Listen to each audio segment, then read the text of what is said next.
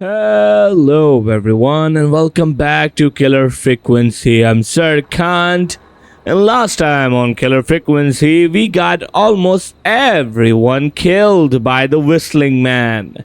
But today we are here to rectify our decisions and save absolutely everyone. I'm Sir Kant and we're gonna get right into this.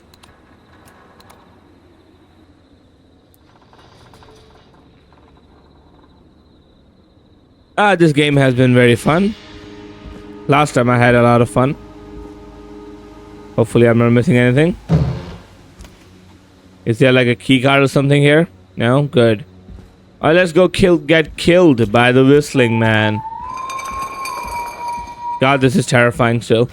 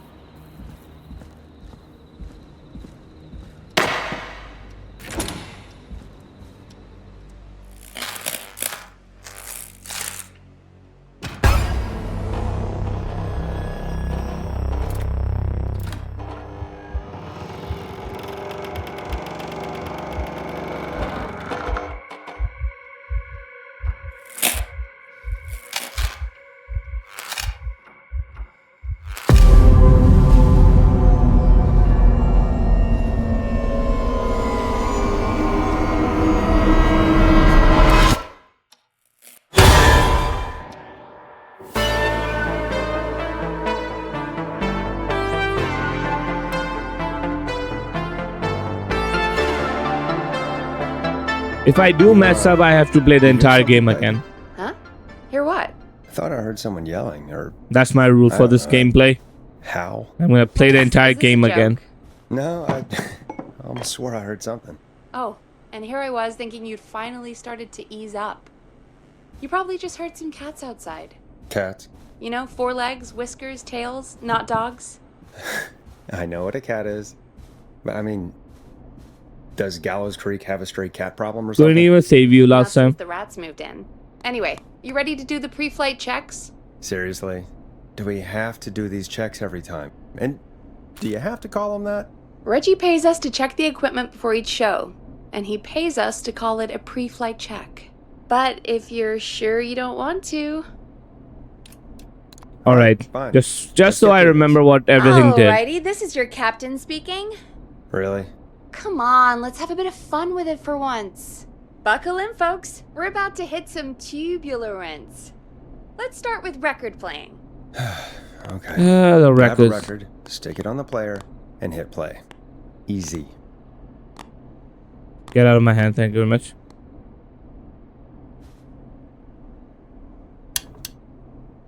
Why is it not working? Forrest, you need to grab a record and stick it on the turntable. Got it.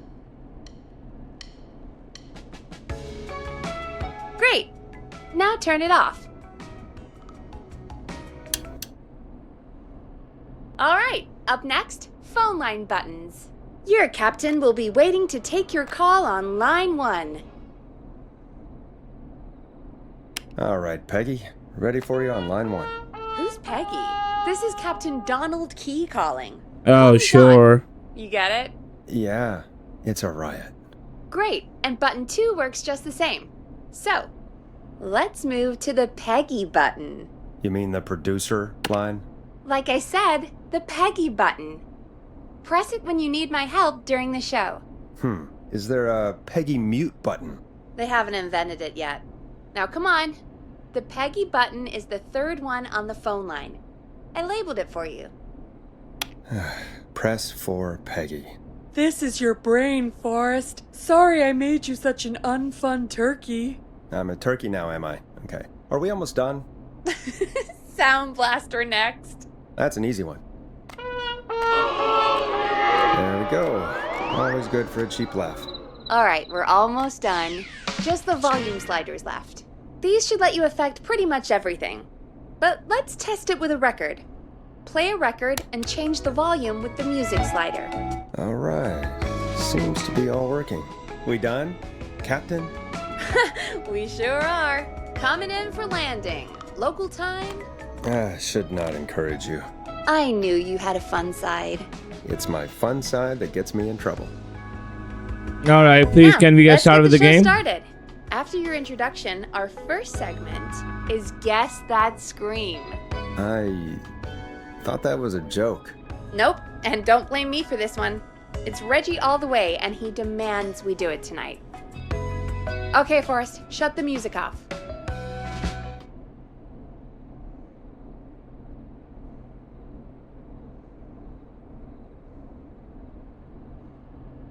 Time to turn the music off.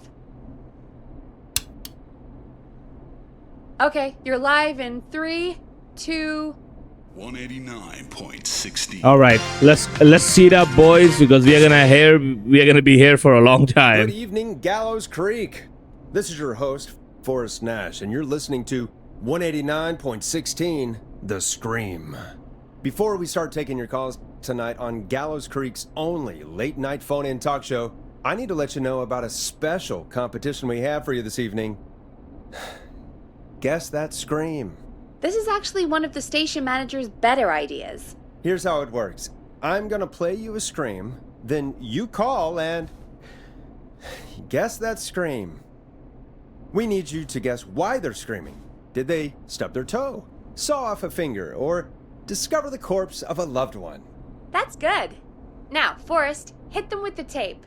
We'll play that scream in just a second. Listen close, and then call in to guess that scream. Peggy, what do you mean, play the tape? I used to have a tape guy do that for me. You're not in Chicago anymore, Forrest. Here in Gallows Creek, you get to be your own tape guy. Come on, I gave it to you yesterday. Where is it? Forrest, you do have the tape right. You knew we were doing this tonight. Peggy, let's be real. Guess that scream is a terrible idea. No, I don't have the tape. It may be a stupid idea, but that doesn't mean it can't be fun. We're going to need a scream tonight, Forrest, and you're the one at the mic, so... I hate what I've used to go become. out all across America, and now I'm just screaming into a mic in a backwater town. Jesus. Come on, Forrest, just do it. That's enough dead air already. Just think of a scream and let it rip. Oh, God. Sorry about that. I'm back. Had to step away there for a second. Listen close, and then call in to guess that scream. Okay. Yes, falling for a drowning scream, yeah.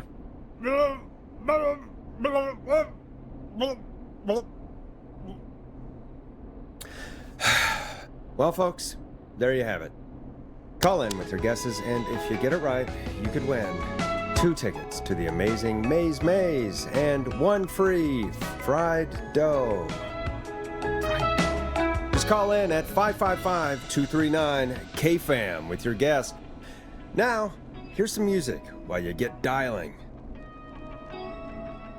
Oh, God, Forrest, that was amazing. Yeah, there's no skip Thanks. button in this game. I can't wait You to are hear here what for the people long think ride. that was. How the hell did I get into this mess? Lighten up, Forrest. That's going to be the highlight of my week.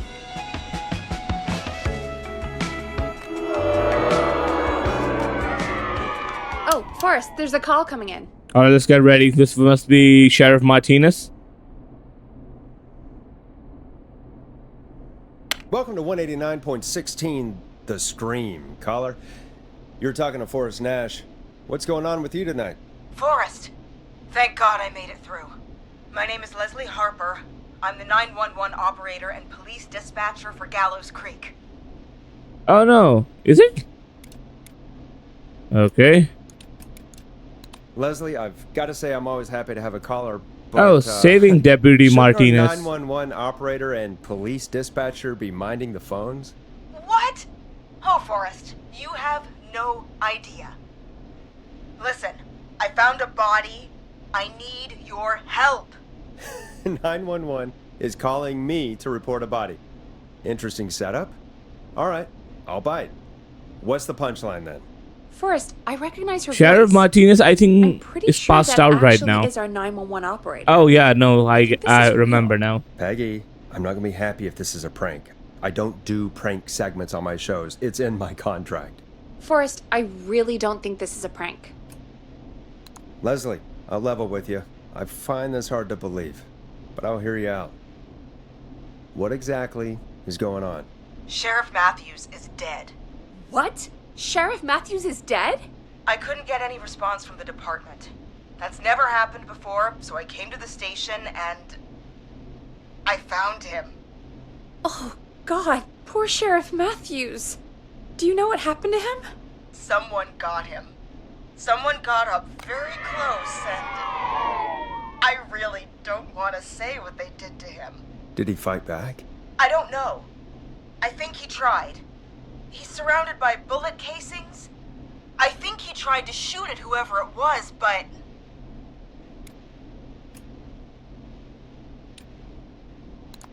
I don't understand. Where are the other officers? Do they know?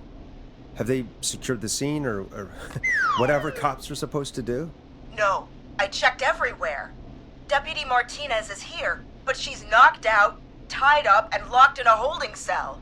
I called you right after I found her. God. Wait. Please don't tell me that this hick town only has 2 cops. Don't be ridiculous. We have 3, but Officer Gunderson is on leave in Cancun. Leslie, do you have any idea who could have done this? Not a clue. I didn't see anything on my way over. Leslie, you need to call over to Henderson or Quiet Ridge. They need to send someone over from their department.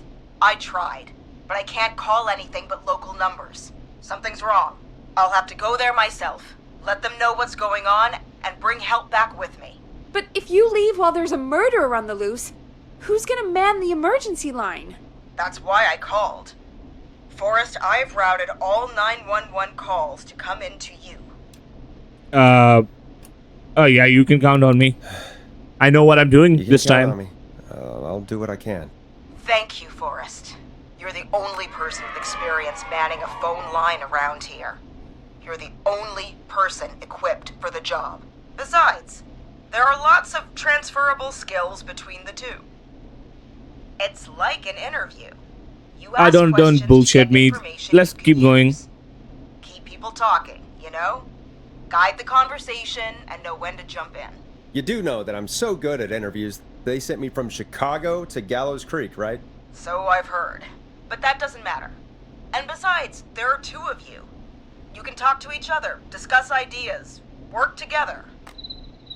Hell, let's have some on-the-job training right now. I have an emergency. I need to get an unconscious Deputy Martinez out of that holding cell.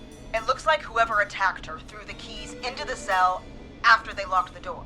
Is there any way you can reach the keys? No. There aren't any bars to the cell, and the door itself only has a food tray slot. And that's too narrow for me to reach through. There's gotta be another way in. There's got to be another set of keys somewhere in that office. Those can't be the only ones. Of course. Yes, there must be another set. Where might another set be? Maybe Sheriff Matthews had a set of keys on him when he... Hopefully I don't pick a wrong option. You know. I couldn't see any at a glance, but I didn't really look up close. 1 second. Oh, I think I might be sick. Sorry, Sheriff. I'm just gonna turn you over and... Oh. Please don't stare at me. Oh, wait. That might be them. I think I got the cell keys. Looks like Sheriff Matthews might have saved his deputy. Do the keys work? They do! Give me a minute to untie Deputy Martinez. I'll be right back. So far, so good, I suppose. How are you feeling, Forrest? I think we can handle this. Yeah, that seemed to go okay. Maybe Leslie was right. Maybe we can handle this 911 business. That's the spirit, Forrest. I think you're right. Though, I have to say, I really hope this is the only call like this we get. Oh, that's Same. not true. Come on, Martinez. There we go. Just gonna sit you in your office chair. We'll head to my car in a minute. I'm back. Deputy Martinez is still out cold. I'm taking her in the car with me to get help in Henderson. If the killer came back now, Martinez would be a sitting duck. That's a good idea. We don't want to take any risk right now. Thank you, Forrest. You and Peggy just worked together like you did earlier. You can do this. Now I'll be back as soon as What? My car! Oh, I forgot about My that. car is on fire! The whistling What do man you blows mean up it's her on fire? car. How the hell? Did it just go up in smoke? What happened? Wait, Ah, that whistling. What? It's terrifying as all hell. no way. This can't... Oh, Forrest, we have big trouble. What's happening? What's that noise? It sounds like whistling? Whistling? It can't be. Oh my god. It's the whistling I man. can see him, but he's dead, right? Right? But that mask, how the hell is he? Who, Leslie? Who? The whistling man! The whistling man? Who's the whistling man? He was a serial killer back in the 50s, wore that mask. But he's dead! He's... What the hell? Oh, God. Do you think he attacked Sheriff Matthews and No Deputy shit, Peggy. Martinez? He's coming this way. Leslie, stay inside and lock the doors. Right. There are certain timed options that you don't want to pick. Shit, we need a new plan. My car That's what I is did orange. We wrong need to last think. time. There should be police cruisers at the sheriff's office, right? Like, you should take one of those. Yeah. Yeah, that could work. Let me check if Martinez has any... I'll just reach into your pocket there, Deputy, and... Yes, got him. Keys for Squad Car 3. I saw that parked out front when I got here. Nice one, Forrest. Good thinking. But wait. How am I supposed to get us to the car?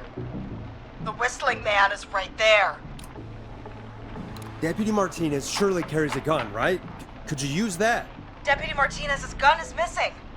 I guess the whistling man must have done something with it. The sheriff must have a gun, right? Can you see it? There was a gun next to him. Let me grab it. Shit. It's empty. He must have emptied it trying to defend himself. Are there any other weapons lying around that you could use? I didn't see anything earlier. Let me check Deputy Martinez's belt.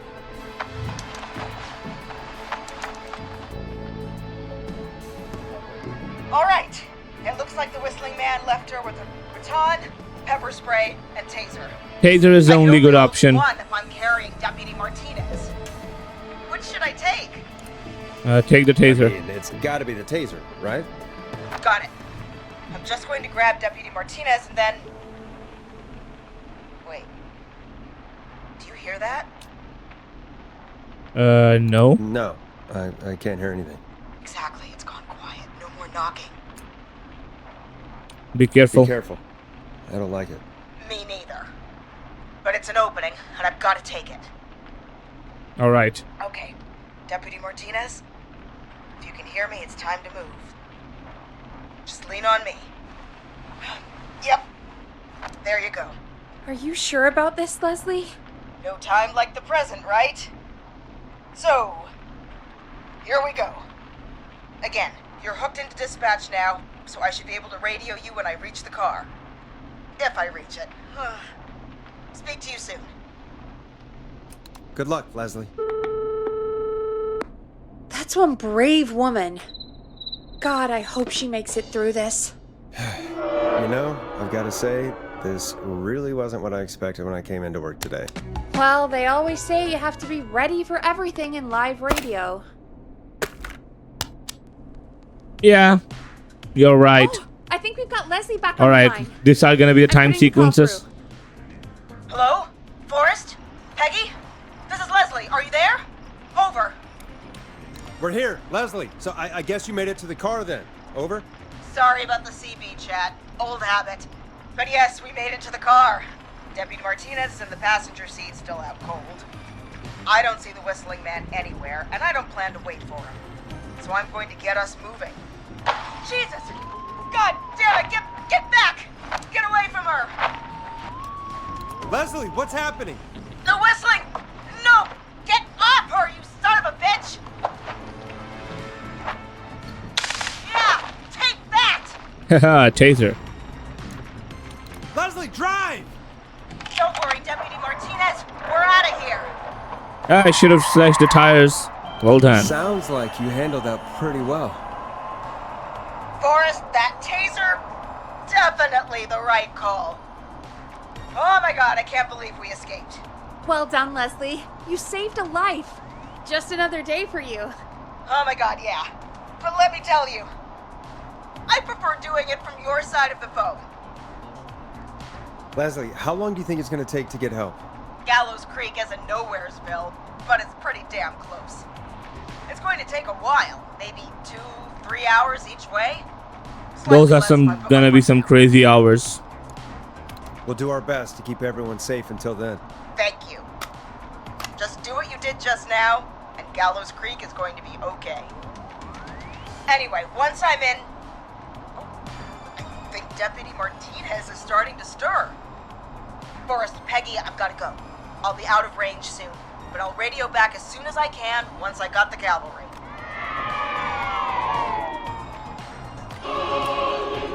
Take care, Leslie. Be safe out there. Good luck, Leslie. Feel better soon, Deputy Martinez. Alright, now we can relax for a certain call that's gonna come up. Folks, you heard it here. We've got a killer on the streets of Gallows Creek tonight. Please make sure to stay safe. And Leslie, we're counting on you. We're gonna get back to the show meanwhile. If you have anything on your mind or have any information about this Whistling Man character, then give us a call. We'll talk here on 189.16, The Scream. For now, here's another hit record for you all to enjoy. This is not what I signed up for, Peggy. This is actually insane. Did she really say it's gonna take her 4 hours? This guy's gonna kill half the town in 4 hours. Forrest, that's not helpful. I know, I just... Who is this Whistling Man character anyway? He was a serial killer back in the 50s. Edward Marshall Mooney. Went around in a freaky mask, whistling, and killed about a dozen folks in Gallows Creek. No reason for it. No motive. He just did. Yeah, cool enough. Can we just keep on going? So we're screwed? Because it sounds like we're screwed. Well, probably not. Police chased him up to Ellis Point one night. We call it Whistling Point now. And it was, well, it was on this night actually. The police cornered him and he jumped into the river. His body was never found. So is he alive? Dead? I mean, what's the story? Story is he's biding his time, waiting to take revenge on the town. Alright, that's the story. But what's the truth? Other than we have a whistling killer on our hands tonight, I don't know. Alright. Copycat or ghost killer. I guess we'll do our best. That's the spirit! Yeah, being At least we got the optimist is word out, hard, I guess. isn't it? What kind Exhausting of listening almost. figures do we get at this time? On a Thursday, after midnight, could be around 35? 35. Isn't 3,500? Huh. I didn't realize Gallows Creek was that large. No, 35 people. At best. Wow. Are you serious? We only have 35 listeners? 35, yeah. It's a school night. And what's the population of Gallows Creek? I don't know exactly. A little over 1,000? Oh. How many did you get before? You know. Before my career exploded and I ended up on a midnight hour talk show in the town of 1,000 people? Yeah, before that. Around 5 for most shows on the low end. Big gas could pump that up to 10, 15, easy. 5,000 on the low end? We could only dream of that. 5 million. Million? Yeah, sometimes that's just the way it goes. At least the Whistling Man hasn't killed me yet. I guess. Okay. Yeah, I guess we're gonna learn a lot about perspective tonight, huh? Oh, we have a call coming in. Take it when you're ready. Hello, caller. You're live on 189.16, The Scream. Is everything, all right?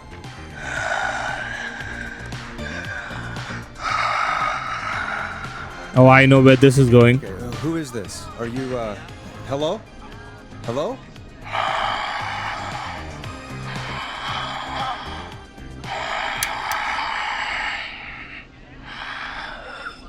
Okay, what's your name and why are you calling in?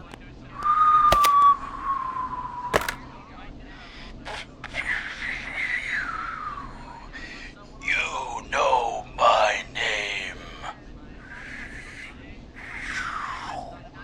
I've come back from the dead to kill again. No one's safe. Do you accept requests? I've got a list of names I'd love to see in the obituaries. Maybe you must make a sacrifice to us. A sacrifice? To us? I mean, me. We want cheese-dusted pretzels. I want cheese-dusted pretzels. Or I'll cut your face off. Goddamn kids. I'm cutting them off. Not yet. I want to deal with them.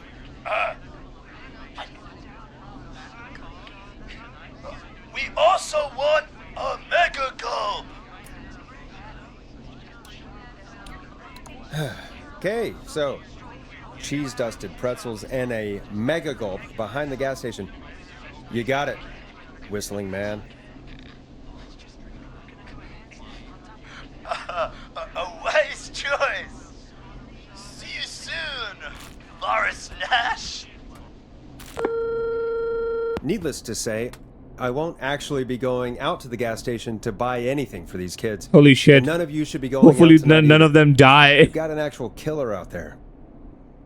Anyway, this next one's dedicated to all of you staying inside with your doors and windows locked.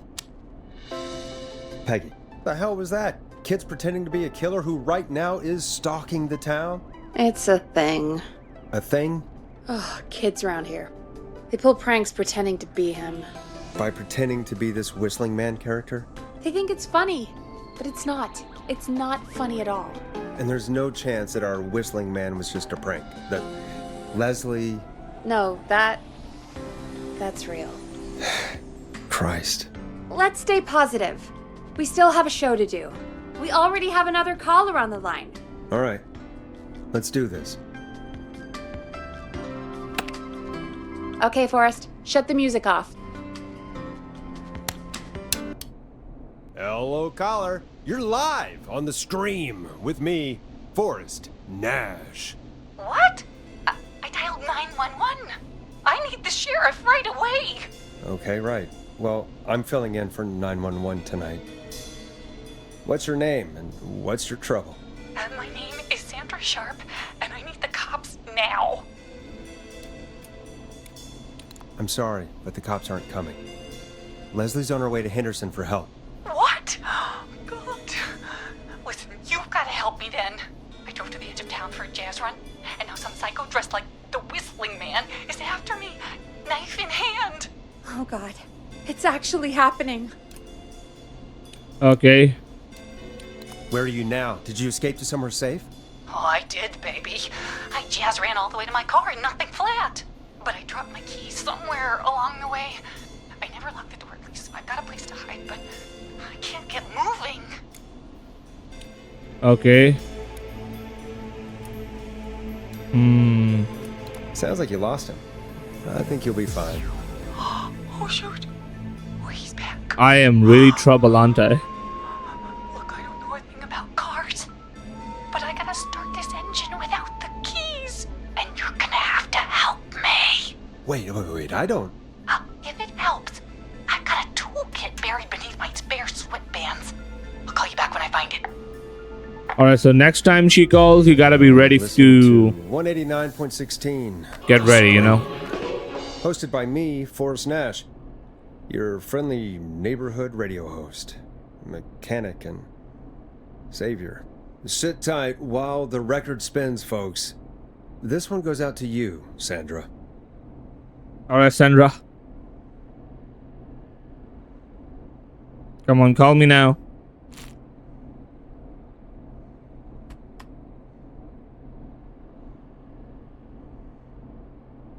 Anytime, Sandra. Anytime. Play a record, Forrest.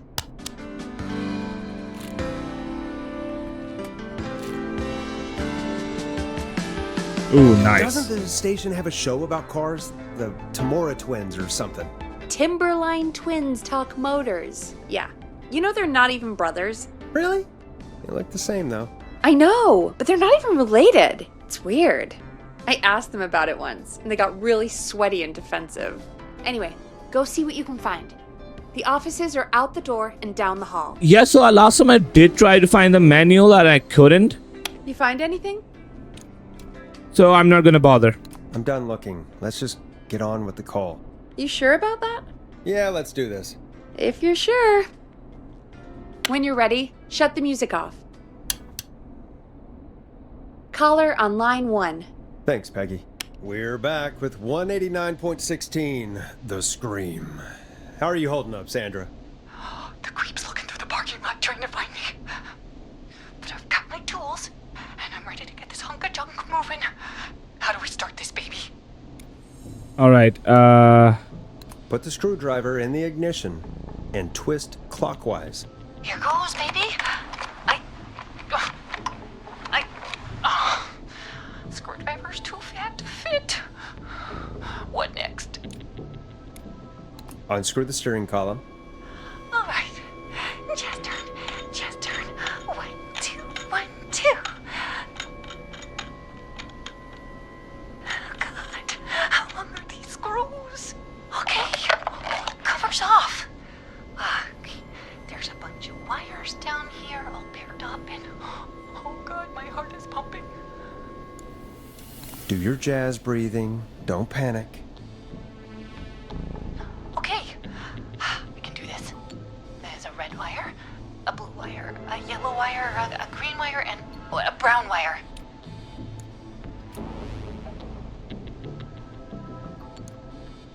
Strip and twist together the red and yellow wires. All right, we take the red and the yellow, and we twist, and we turn. Oh, perfect. I also see pink and purple wire. What next?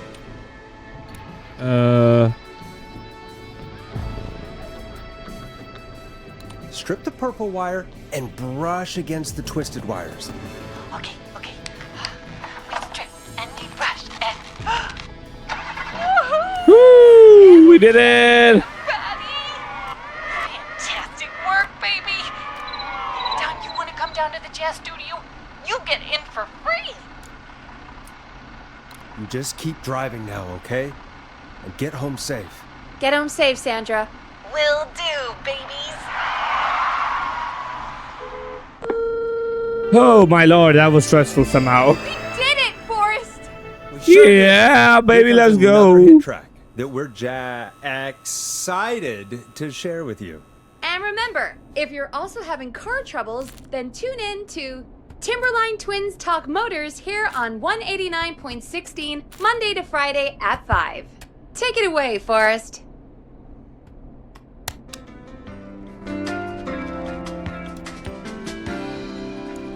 It's David Scopo with Moonlight. I still can't believe this is happening. Right? Like Gallows Creek didn't already have enough to worry about? What do you mean? Gallows Creek is a miserable place to live. Really? Miserable?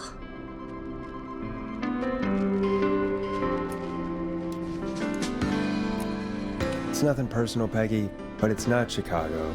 Or, hell, it's not really anywhere. Well, I like it here. People are polite and, Ass backwards. don't be awful, Forrest. I am Come on, awful there as must be all hell. something you like about this place. I guess some folks have been okay. You're not terrible, after a while. Not terrible after a while? High praise coming from Forrest Nash. I know, what I right? mean, Peggy. I do. It's Forrest Nash for... I think you're swell. Anyway, I hope the killer is done for the night, and that Leslie gets back soon. I highly doubt that. Can we at least call off that stupid Guess the Scream contest now? Yeah, that'd probably be a good idea. Alright. So we made a good decisions. We are on a good track to save everyone. Caller on line 1. Okay, Forrest, shut the music off. Evening, caller. This is Forrest Nash, host of 189.16, The Scream. And tonight's 911 stand-in. Hey, Forrest. My name is Brian. Brian Ponte. Brian Ponte. I love this guy. Pontypizza is my favorite character in this game. Hello, Brian Ponte of the Pontypizza. Hello, Brian Ponte of Ponte's Pizza. What have you got to say about what's happening? I'm so happy that Deputy Martinez survived. I've seen her a lot over the years down here at Ponte's Pizza. Oh, you did a really great job. And as a thanks for all you did there, I just wanted to tell you that I'm sending you some coupons for free pizza. I want to Here befriend at him. Ponte's Pizza. Wow, Brian. That's really good of you, but you really don't have to, though. Oh, it's the least I can do. And if you like it, well, you're in luck, because we're always running great deals that'll have you eating for pennies. Sounds great, bro. And let me tell you, the pizza we have is to die for. No. Poor choice of words tonight, I guess. Yeah, it didn't come out great. Yeah, that didn't come out great. I'm sorry, Forrest. Well, I just hope I didn't put you or anyone else off coming on down to Ponte's Pizza. We've got a great special this weekend. Our famous beer and pizza deal. Wait a minute. Come on down to Ponte's Pizza this weekend. You've just got to pay for one slice to get yourself. God damn it, you're just calling in to advertise your shop. Peggy, hang up on him. What an asshole. Oh, real quick, before I forget, it's probably time we played a paid ad. Now, a word from our sponsors. You know how to play an ad, right? Yeah, I do. Sure.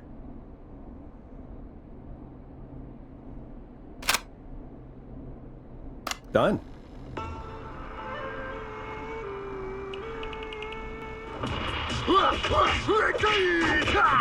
Do you seek ancient wisdom? Do you want to double your power? Are you ready to unlock your inner warrior for only $24.99? Then step into Master Robbie's deadly dojo of Kung Ra-Te and receive direct by video warrior instruction from me, Master Robbie. You will learn the 4 qualities of an ultimate conqueror. The power of the alligator, the discipline of the tarantula, the speed of the tuna, the poise of the scorpion, and the wisdom of the bullfrog. Using classified techniques, I'll unlock your inner chi after only 5 30-minute video sessions. Ultimate power and wisdom can be yours now for the low price of only $24.99. Just call 555-7861 USA to take your first step to becoming a champion.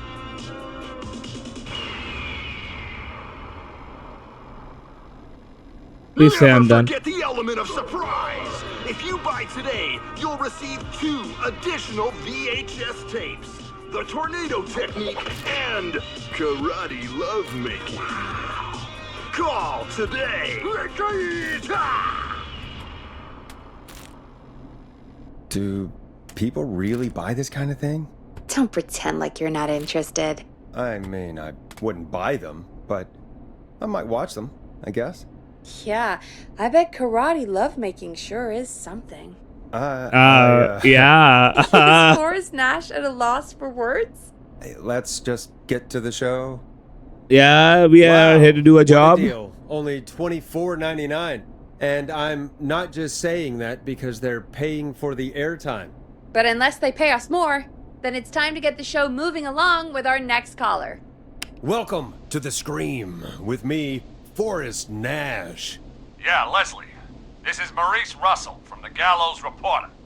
I'm at the office. This guy just broke in downstairs and... Wait. Did he not just hear us? Forrest Nash? I want to speak to 911. Put Leslie on. What? God, another one? I am 911, at least for tonight, anyway. Damn it, son. I don't care who you are. Just put me on with Sheriff Matthews. Sheriff Matthews is dead. Dead? What happened? Did you witness the incident? Are you willing to do an interview for the reporter? Oh, shut up. I can cite you as an anonymous source, if that's a concern. We're live on the air. Anything we say can and will be broadcast. Live on... Damn it. All right. There's obviously a lot more going on than I know. Yeah, there's a lot happening tonight. You said someone broke in. That's nothing to get worked up about. Some idiot kid just broke in, dressed as the Whistling Man. Teens.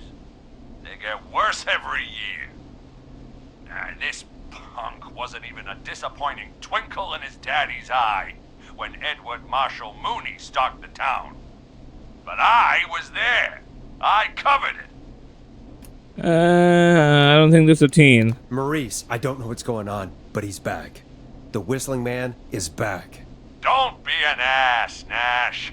Every year this happens. They think it's funny.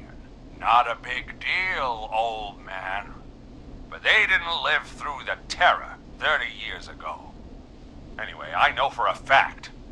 Edward Marshall Mooney is dead. I don't know who I'm looking at on the security monitor. But if he killed Sheriff Matthews... Where are you now? I'm in the boardroom, upstairs. We got security cameras all around the building. You can watch them on any TV set here. And there's a set in the boardroom. Maurice, is there any way you can get out of there? I sure as shit hope so, kid. But I'm not sure how I'm going to do it. That crash you heard was him tipping over my filing cabinets.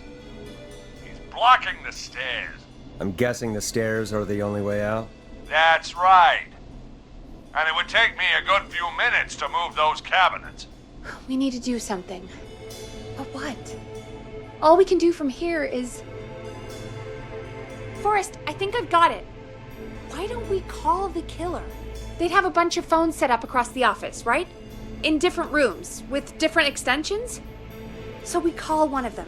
Draw the killer away. And by Mary's time. Maurice time. That could work. Exactly! Yep, Peggy, Worth you're a a shot. smartass, aren't you? I can hear you, you know. The son of a bitch hasn't killed me yet. Sorry, Maurice. Peggy and I were just trying to figure out... You realize how stupid that plan sounds, right? For that to be successful, you're gonna need every phone extension. Plus, a plan of the entire office floor. All delivered while the killer is en route. I've got it. And thank God I've always been cool under pressure. Don't go anywhere. Alright, get ready for the second time he calls. We are gonna get in trouble.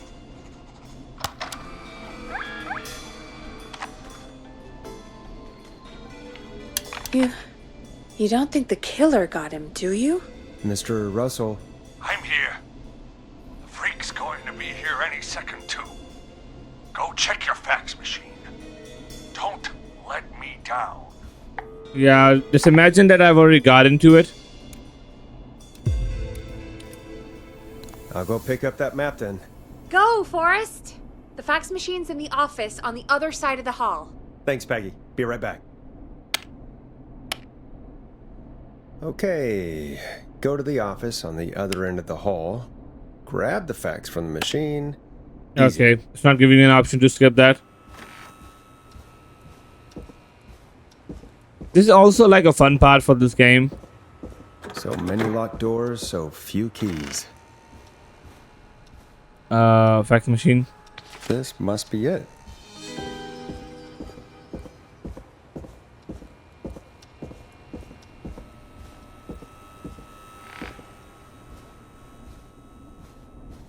Now let's go.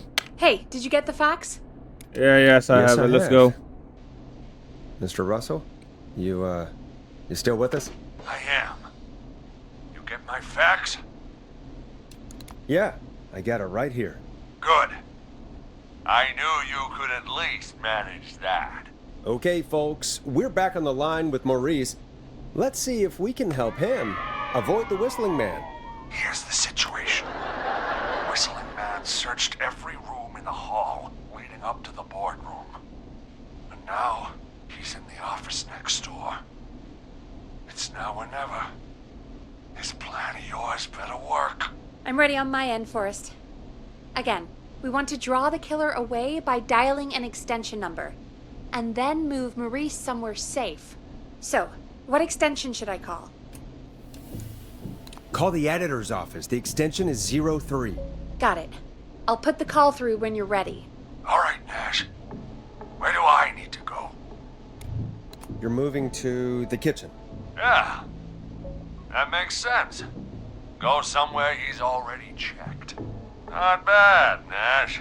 I'm ready to place the call. Are you ready, Mr. Russell? Don't have much choice, do I? Make the call. Yes, sir. Calling now.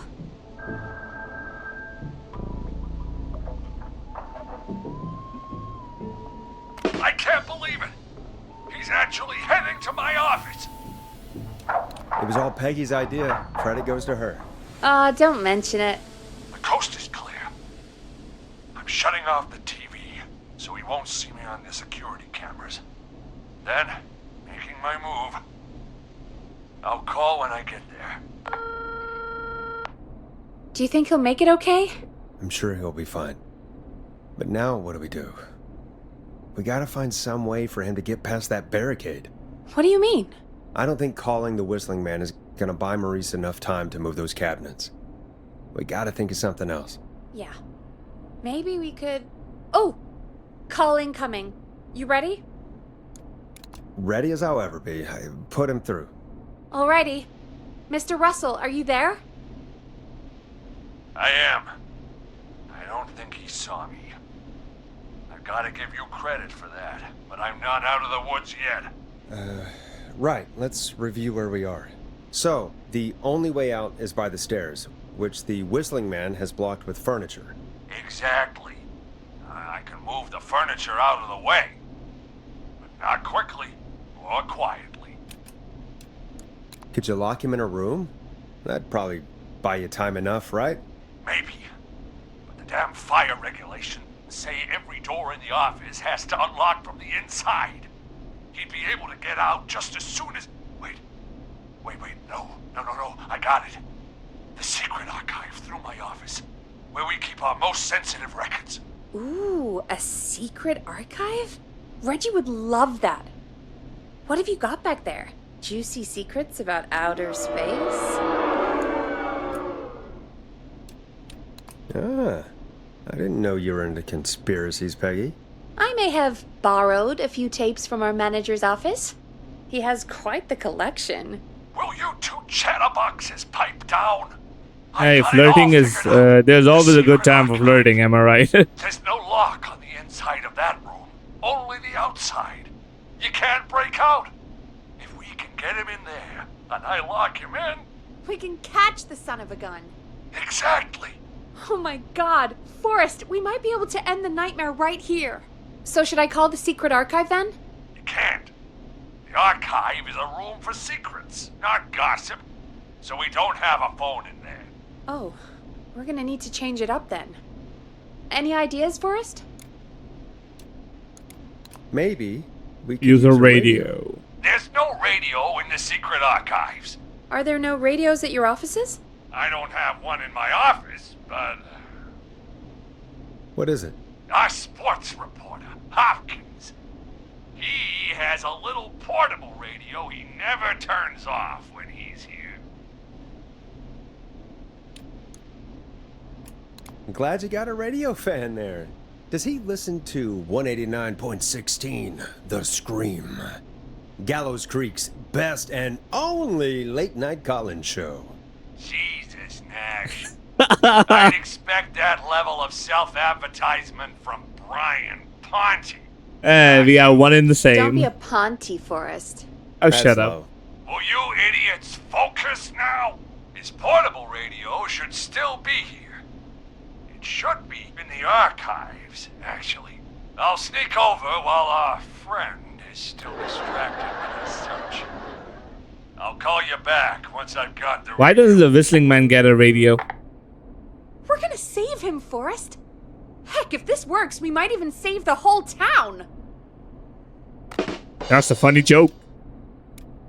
We're close. Let's make it happen, Peggy. How can we fail? I mean, it's a plan with steps. Get the radio, plant it in the secret archives, lure the killer, and... Oh! Call incoming from the reporter. Putting it through now. Nash, hello? Nash, are you there? I'm here. Is everything okay? I found the radio. It's right where I thought it would be. It's all coming together. I'm just gonna turn it on quickly, make sure it's still got some juice. Maurice, turn the volume down. We don't want that thing blasting just yet. Yeah, I knew that, Nash. I was just doing that when you yelled at me. Yeah, sure. The radio works! If I make it out alive, Hopkins might just get that day off he wanted.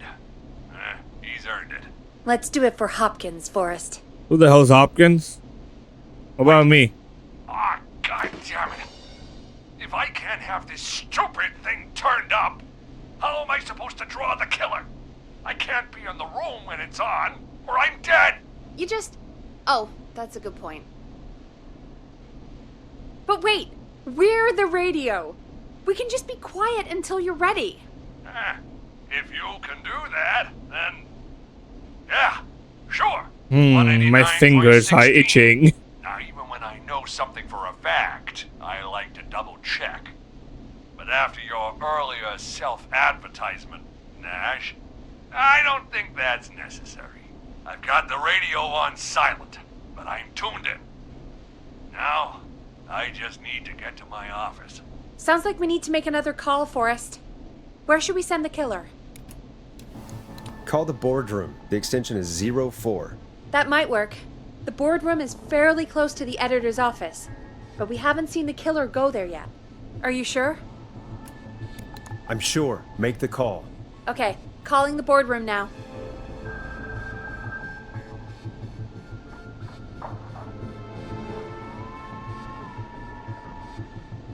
He's on the move. I'll call you guys from my office in a second. Looks like we're almost through this nightmare. Any idea what you'll say to draw the killer in? I'm gonna do my best impersonation of Maurice. I think that'll draw the killer in. What's your Mr. Russell impression? I think I gave that masked freak the slip. What a great plan this is, Pearl! I'll give you an A. Oh, it for was effort. really good. Ooh, What are you call talking coming in. about? Here we go. I'm here. Alright. The radio's set up in the secret archive. Just give me the signal, and I'll turn it all the way up. Where will you hide in the meantime? Good question. It's under my desk, but you can see under it. I've got a big cabinet, but that'll take me a second to get into. Anywhere else? Not really. There's the secret archive itself, but that's where the killer's going. I could try the cubicles, but they're pretty far away. Your judgment has kept me alive so far, Nash. What do you reckon? Hide in your cabinet. Hide in your cabinet. All right. Well, So this is where I got stuck last time. I gotta let the timer run out for the next part. Now. So let's gonna Say move my hand away from my anything till I've mouse. had time to hide. You got it? We know the plan. You can trust us. Here we go.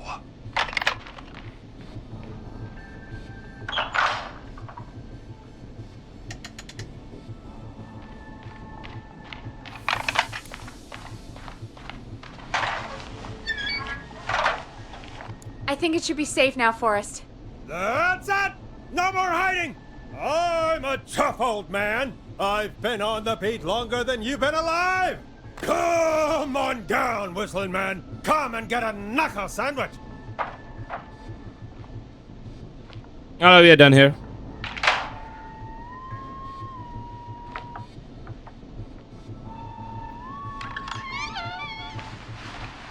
Listeners, this is Forrest Nash of 189.16, The Scream. And if you've just tuned in, See you in hell, kid! we've just locked up the Whistling Man. Forrest, you beautiful bastard! I can't believe that actually worked! I know, right? Frankly, neither can I. Was there ever a Come doubt? on, Maurice, was there ever any doubt? Thank God it's over. I'll be off now. Gotta get out of here. Write up a few notes. Call a few friends. I'd feel safer waiting for the cops to come grab this freak with some company. Hey, maybe you and me could do an interview tomorrow for the Gallows Reporter.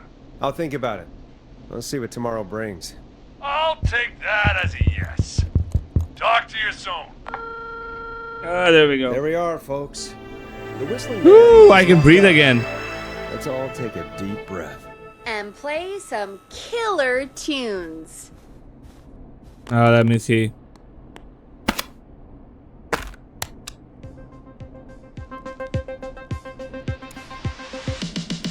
Now it's time to go with The Flow. And this is their hit, Crying for Help. Looks like the night should be pretty easy from here on out. Right? Thank God that's over. I guess we got some downtime now. I could ask you some questions to kill the time? You're gonna interview me. You sure about that? You're not so scary. Besides, we've been working together like a week now, and you're still all shrouded in mystery. I'll regret this, but okay. Question 1. Tell me about your family. What? Come on, Peggy, that's too general. Okay. Did anyone move with you to Gallows Creek? Nope. Now that's too specific. Too specific? Do you have any siblings? I don't. I'm an only child, and my folks are dead. Oh, I'm sorry, Forrest.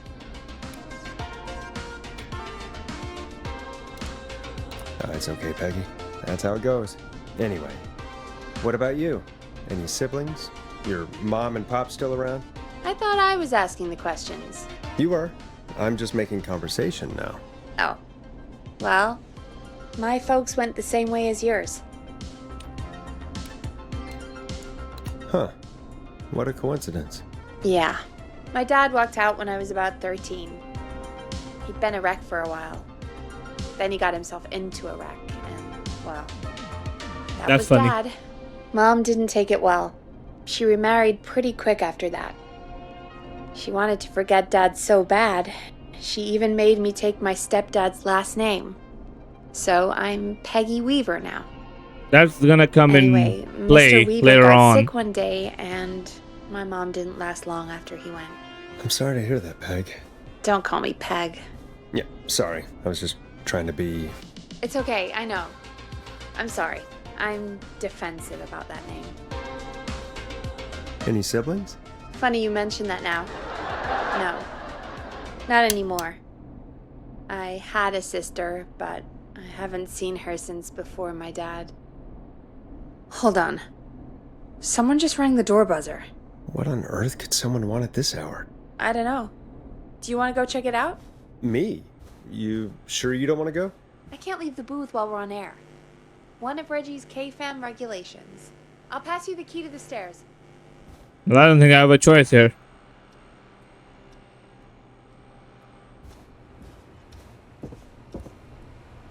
Okay. Down to the first floor, then check the door.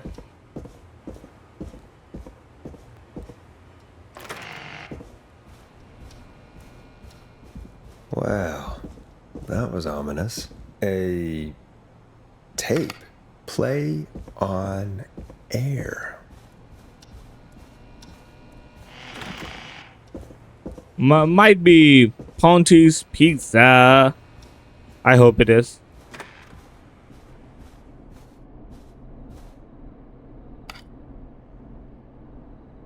Who was there? I didn't see who it was. Are they still out there? No, they left as soon as I went down there. They pushed a cassette through the door. It says, "Play me on air." All right. Put it on, I guess. Let's see what it is. Hello, Gallows Creek. Time to Pay the price. Time to pay for lives. Time to sit there. I will punish you. I'm going to enjoy this. I did not enjoy that. What the hell was that? Oh, Forrest, we're still on air. Say something. Folks, Folks, the tape you just heard was passed through our door only moments ago. I don't know how or why that came through our door with the killer locked up, but be careful, Gallows Creek. Stay home and stay safe. Give us a call if you need help. You can get us on 911.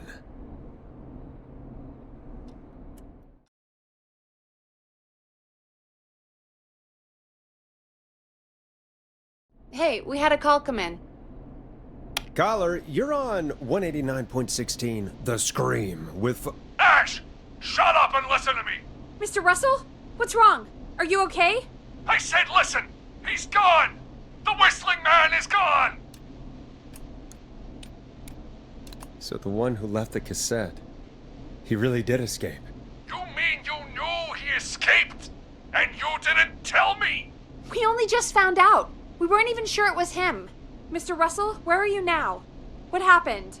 Well, after our call, I cleared the stairs and went home. I phoned some buddies, and we came back here to keep watch. Then what happened? I'm getting to that. We came back here. Door was shut, just as I left it. We had a couple of drinks, and, well, there was a bunch of us, and we were all armed. They thought we could teach the freak a lesson before the cops got him. I don't blame I you. don't blame you. I would have been tempted to do the same. Have you both got a screw loose? What? You know what the Whistling Man's done tonight. It's not a This supernatural was not entity, my Peggy. idea. The guys just grabbed their weapons and unlocked the door. I braced myself and Yeah, then nothing. The room was empty. The door was still locked. How the hell did he get out? are you sure it was still locked? I'm telling you, it was locked. No way out of there. None. Maybe. I mean, I know it's crazy, but if he's back from the dead, then... Don't be ridiculous, Peggy. Don't be ridiculous, Peggy. It would explain things. No. I mean, how do we know he's not? Mooney, there's no way. Whoa, did you say something, Maurice? Baloney. I said baloney. Look, I don't want anything more to do with this. I'm clearing out of Dodge. And I recommend you and everyone listening do the same. He seems really spooked. Wouldn't you be if you got attacked by a serial killer who turned out to be a demonic spirit? No, he's a not. demon, Peggy. Yeah, you're probably right. But what do we do now? Ooh, 1-4. Let's go. Thank you again, Mrs. Mackenzie, for the helpful tip. The bagger at the grocery store cannot whistle. We'll remove her from the suspect list. Let's go to a break. I need you for a second. All right, folks. We need to take a quick break. This one's for all those folks out there keeping the hatches battened. Okay, I think I have to press a line.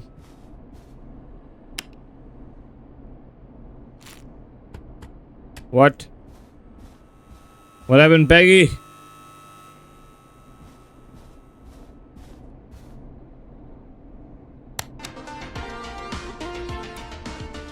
Hope you enjoy this one as much as I do. All right, Peggy, what's up? I pushed a cassette under my door. Go play it. Do I remember this?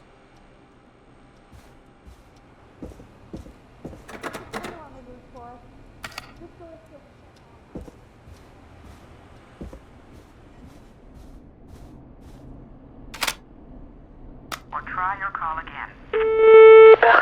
Straight to voicemail? My God. Are there any professionals at KFAM? This is Gina Franklin. I'm calling because your backwater... All right, I've got it. Did we forget an ad or something? I don't know. It was buried in my work mail. I only just saw it. See what it says. Play me ASAP. Off air. That's Reggie's handwriting. And he wrote it in purple. And? Purple is Reggie's angry color. Oh, shut up. He only writes in purple when he's really pissed off. I'll put it on. Message. All right. I'll put it on. I hope it's nothing serious. Your station has not honored our agreement. We gave you Mr. Snatcher's newest single, the kind of honor you've never had and probably never will again. And we've still not received any information about when you're fitting it into your busy programming. I'll be frank, I didn't want you as part of this debut, but Mr. Snatcher, due to his prior friendship with Mr. Nash... Prior and current friendship, Gina. Forrest, mate, you alright? Don't worry about Gina, you know how she is. But yeah, can't wait for you to hear the new single, man. I think Final Breath is my best work yet. I really hope you and your listeners like it. And man, if you ever find your way this side of the pond, let me know. We'll have to catch up. If Final Breath isn't played on your airwaves by the end of Mr. Nash's show tonight, the next call will be much less friendly. That was Roddy Snatcher, Forrest. You know, Roddy Snatcher?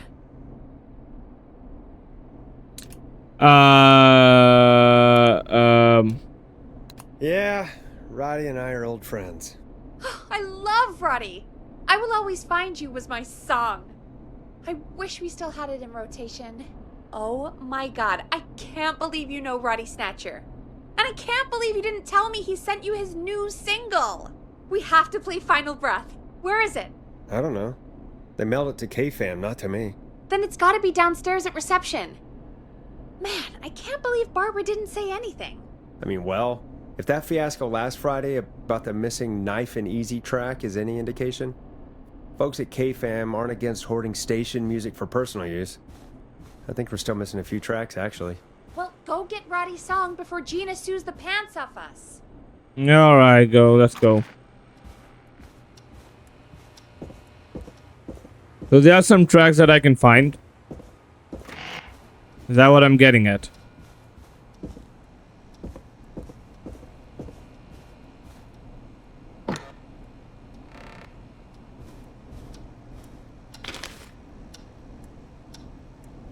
That's gonna come in helpful, I think. Where is it? This must be it. Final Breath. My tiny selection grows. Yeah, we can have other records too if you break them.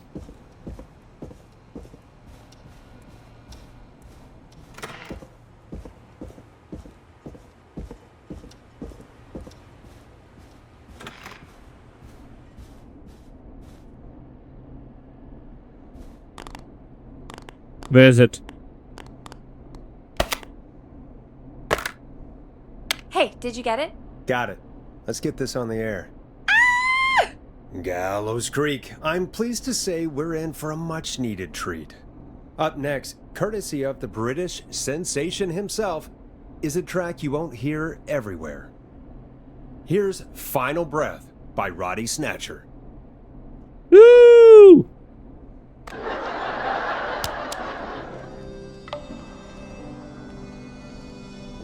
Wow. God, Roddy's the best. He is. And more importantly, we should be safe from the worst of Gina Franklin.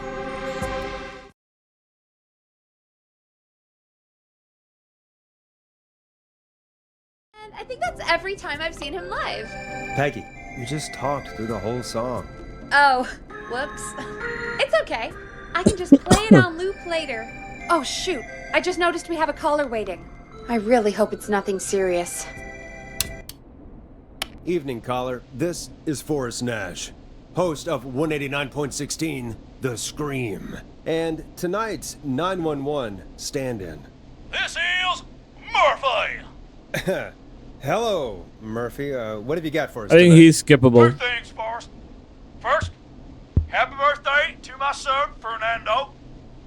He's 3 today, and man, being his daddy has changed my life.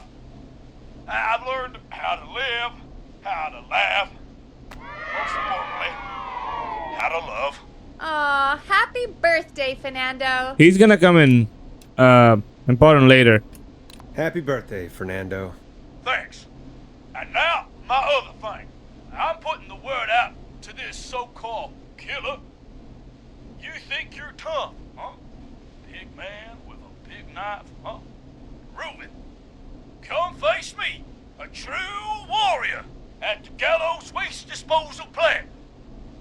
Guess what? Are you gonna kick his ass, Murphy? Goddamn right! I'm gonna kick his ass! I got all the tapes in Master Robbie's Dojo series. So get ready, whistling man. You just let loose the junkyard dog. Alright, stop, please stop. Oh no. And there he goes. Ladies and gentlemen, keep your fingers crossed for Murphy as he tries to become our hometown hero. Oh yeah. Although, having heard that Master Robbie ad earlier, well, don't get your hopes up too much. Anyway, we'll be right back after this commercial.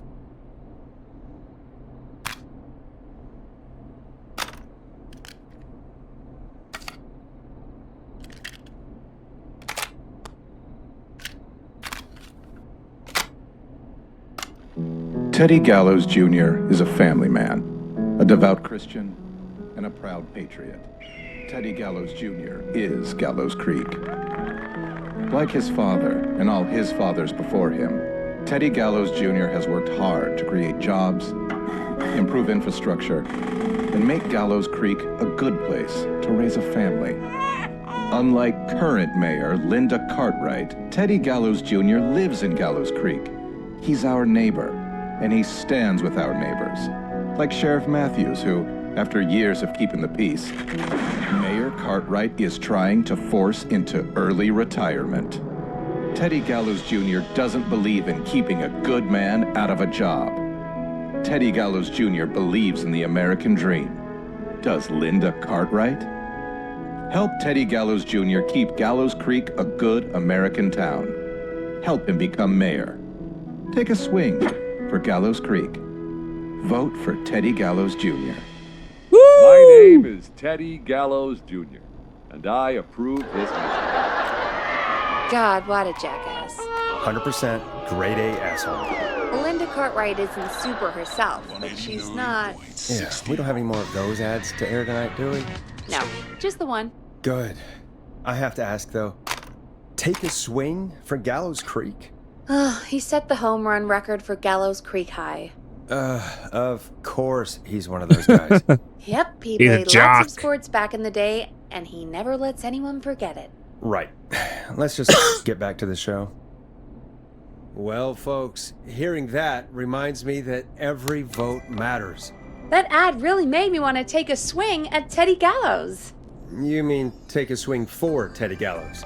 Yeah, sure. Let's find out from our next caller who's got their vote. We got a caller. You know what to do.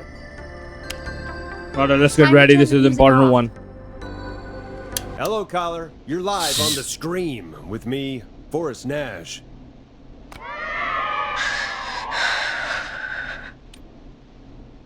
Who's there? Who is this?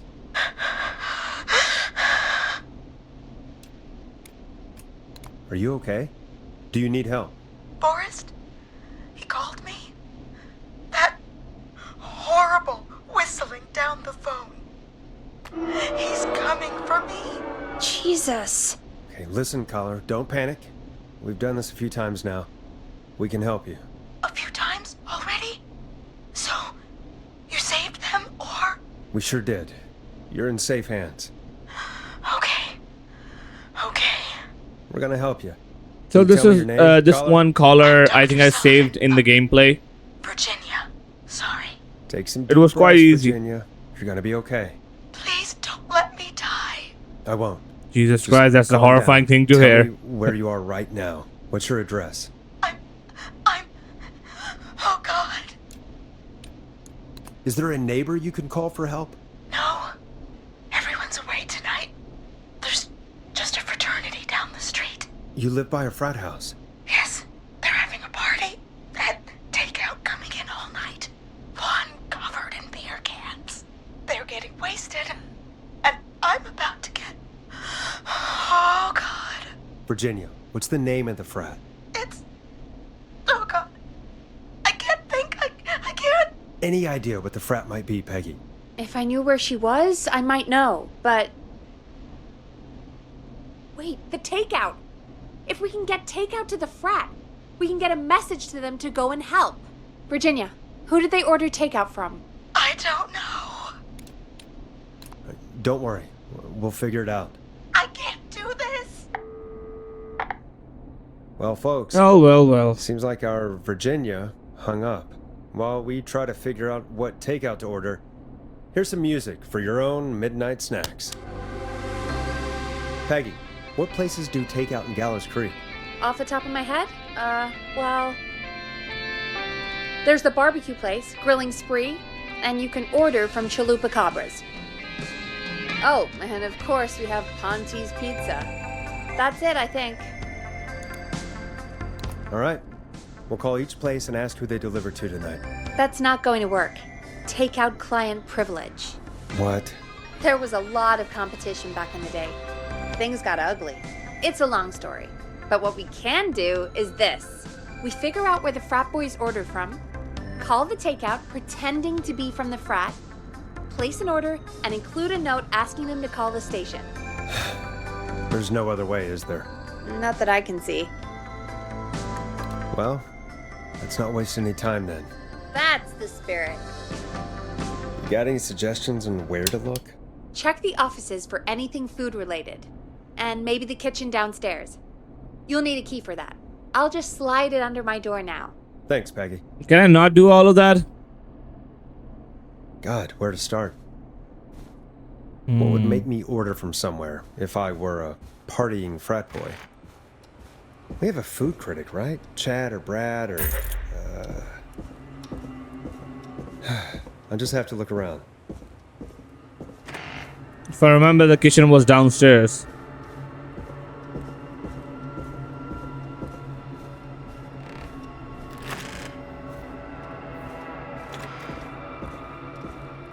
Now, where was it?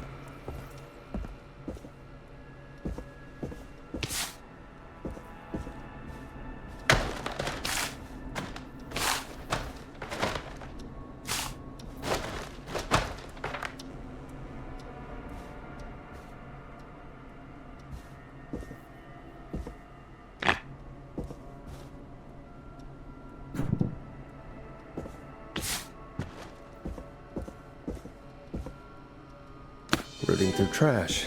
This is a new low. Ooh. Interesting offer. I wonder how well Gallows High performed. For every point that Gallows High wins in Tuesday's big game with every order.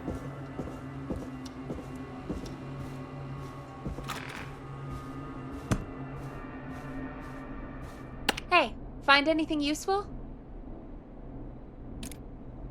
Yes, I have. That's great. Are you ready to get back on the line? Let's make the call. Okay, Forrest. What'll it be? Call Ponte's Pizza. You got it.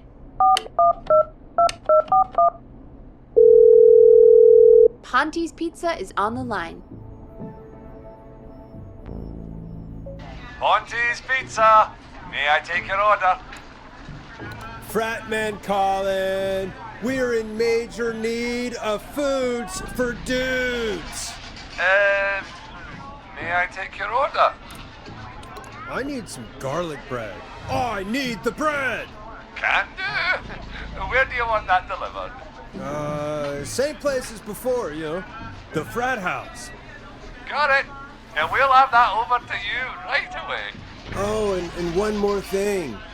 Can you add a note to the order that says to call K-Fam? K-Fam? Oh, consider it done. The folks in K-Fam are huge fans of Ponty's Pizza, you know. Yeah, they are. Call them and let them know. And now we wait. We should put a song on. Agreed. This one goes out to our delivery workers.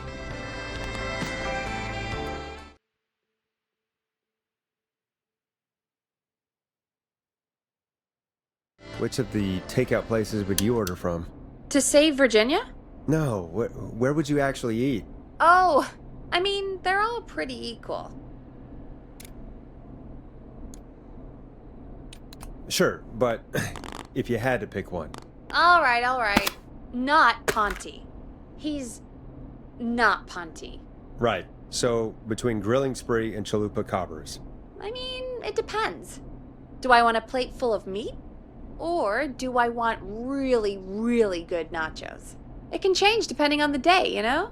Yeah, fair enough. Maybe I... Hold that thought, Forrest. Oh, the guy was trying to ask her out. Good work, buddy. Good work. Hello, caller. You're live on the stream with me, Forrest Nash. Hey, this is Fratman Plunker. We got some garlic bread and a note to call this number. Yes. Plunker, this is Forrest Nash from 189.16, The Scream. And... Is this Goose? Oh, man. It's totally you, isn't it, Goose? This is such a Goose prank. No, this is Forrest Nash, host of... Sure thing, Goose. Listen, I need you to... Goose, come get beer. Your brothers are waiting for you. I'm not Goose! How can I prove this to you? Oh, let me get a second opinion on this. Norman the Barbarian! What do you think? Great idea. Norman the Barbarian says only the radio man can control it. So, play us the flow. Wait, really? What? The flow? Norman the Barbarian demands it. Okay. I'll play the damn song.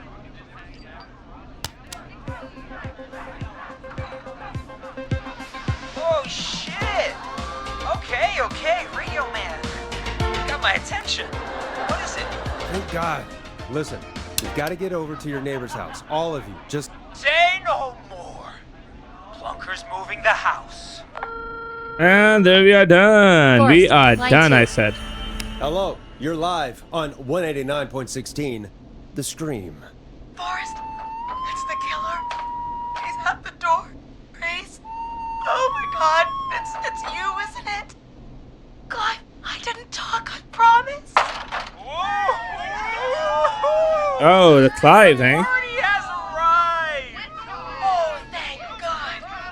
He's gone and... There was a hint there. Oh, is that you, radio man? Don't worry, we brought the beer. Good times are here. I could use a drink. Thank you, Forrest. You're welcome, Virginia. And thank you to Plunker and his fraternity brothers. Some heroes wear capes. Some wear sheets as togas.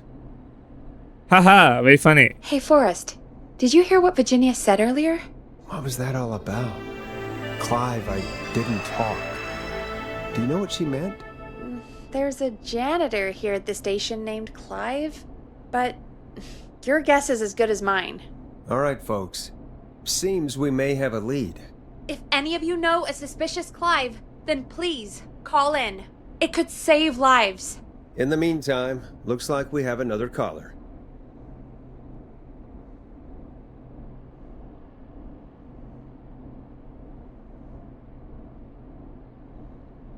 Hello, caller. You're live on The Scream with me, Forrest Nash.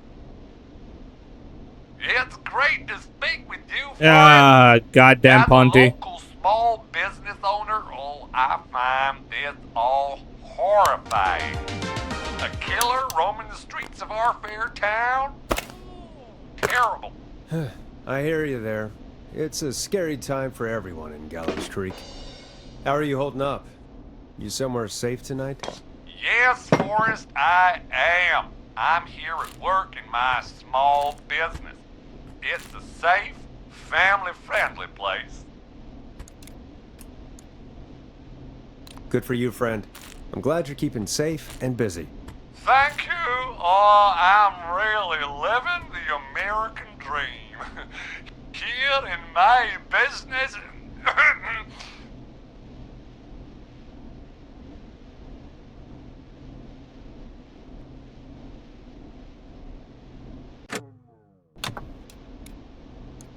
You must really, really love your work. Oh, I do. My small business really is my whole world. What's your small business?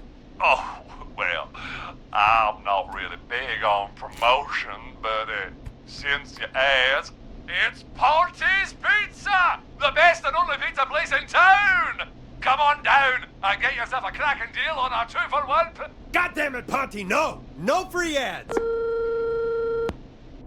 I mean, I guess we can't be that mad at him. Calling Ponty's did save Virginia. I can be mad, Peggy. That sort of thing just... I can be mad. Look, he's gone now. We already have somebody else on the line. Just take a deep breath and let's keep going. Oh yeah, sure. Let's keep doing that. Evening, caller. This is Forrest Nash, host of 189.16, The Scream, and tonight's 911 stand-in. Hi. Hello? Am I on air? Sure are, caller. What's your name, and what have you got for us tonight? Name's Eugene Stein, and I've got a heart full of love, Forrest. I'm hanging out in the middle of the maze, listening to your show, looking up at the stars and waiting for her. I don't know what you're talking about, buddy. Coming out to see you. Yeah. Molly. We planned to get lost in the maze tonight. To take our first journey together into the love labyrinth. God. That's He's why a I'm nerd, calling. isn't he? I thought she'd be here an hour ago. And since I've listened all night to how cool you play it, I thought you were the perfect guy to ask. Should I call her up and ask if she's coming, or wait and see? For real, kid? If you've been listening all night, do you really need to ask me? Yes, that's why I'm calling. Go to your parents. Eugene, you really need to go home to your parents. My parents are dead, actually. Why is every parent dead in this town? Oh, jeez. Yeah, I guess it's not the night. Hang on. I hear some rustling. I guess she came after all. Molly! I'm in the middle! It'll take a little while to get here, but thanks again, Forrest. It's been good talking. Oh yeah, that's horrifying. Molly can't whistle. No, this is supposed to be the best night of my life! Not the worst. Stay calm, Eugene. We'll get you out of this. Carm! I'm about to die a virgin! Listen, Eugene. Breathe, hide, and call back in a minute. We'll get you out. I'll do it for Molly. But please, hurry. No, do it for yourself, Well, Eugene. Listeners, while Peggy and I deliberate, here's a track for all you lovers out there. Any ideas? How the hell am I supposed to get him through the maze? You know Barbara, our receptionist? She's a maze fanatic. Shame she isn't here. I was supposed to go with her last week, but she changed her mind.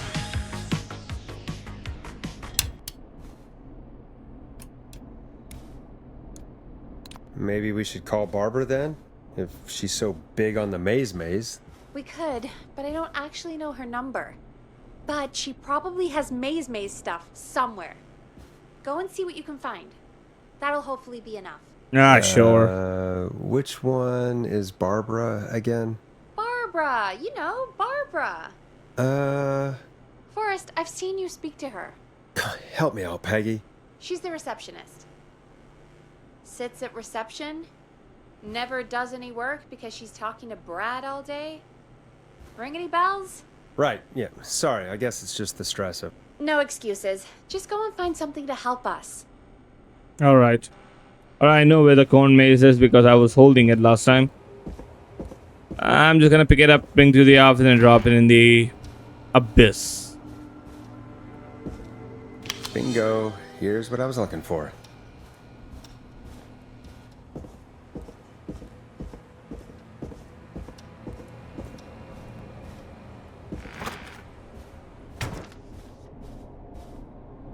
Any luck? Yeah, I found a map for the maze in the trash. Why was it in the trash? Never mind. It doesn't matter right now. That's a question for Barbara later. Eugene called while you were away. He's on line 1. Welcome back to 189.16, The Scream. I hope you lovers like that track. And I hope we can help our lover in the maze. Eugene, you're back on air. I'm lost, Forrest. I just ran and I don't know where I am. I'm at a crossroad, facing a tractor statue. There are hay bales painted gold on my right. Alright, go left, buddy.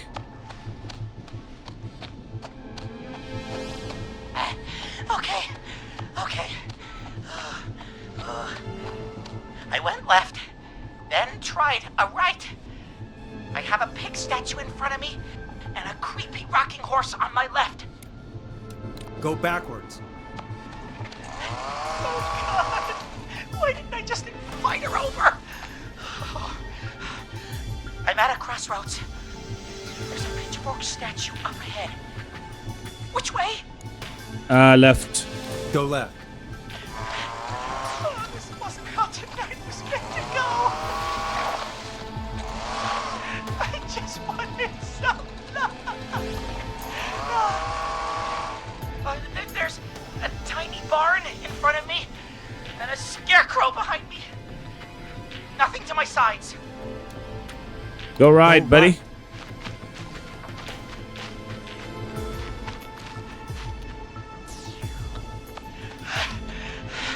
I can't run much more. I just passed a corn silo. Didn't see anything else.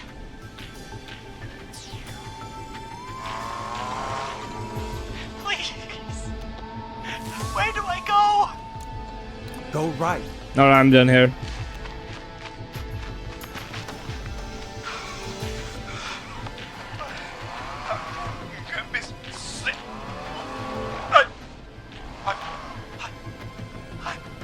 I'm out. And my bike's still here. Oh, thank you, Forrest. I love you, Molly! That was tense. I think I held my breath the whole time. I think it went pretty well, all told. I think you're right. By the way, why do you think Molly missed their date? Do you think she's okay? Unfortunately for Eugene, I think she probably never left home. Yeah, most likely he got stood up. Didn't even realize he got stood up there. And thank you for calling in, Mr. Walton. We'll make sure to add the town librarian to our list of suspicious Clives. Remember, report a Clive to stay alive. Oh, for fuck. No, that's bad. Forrest, so take it away.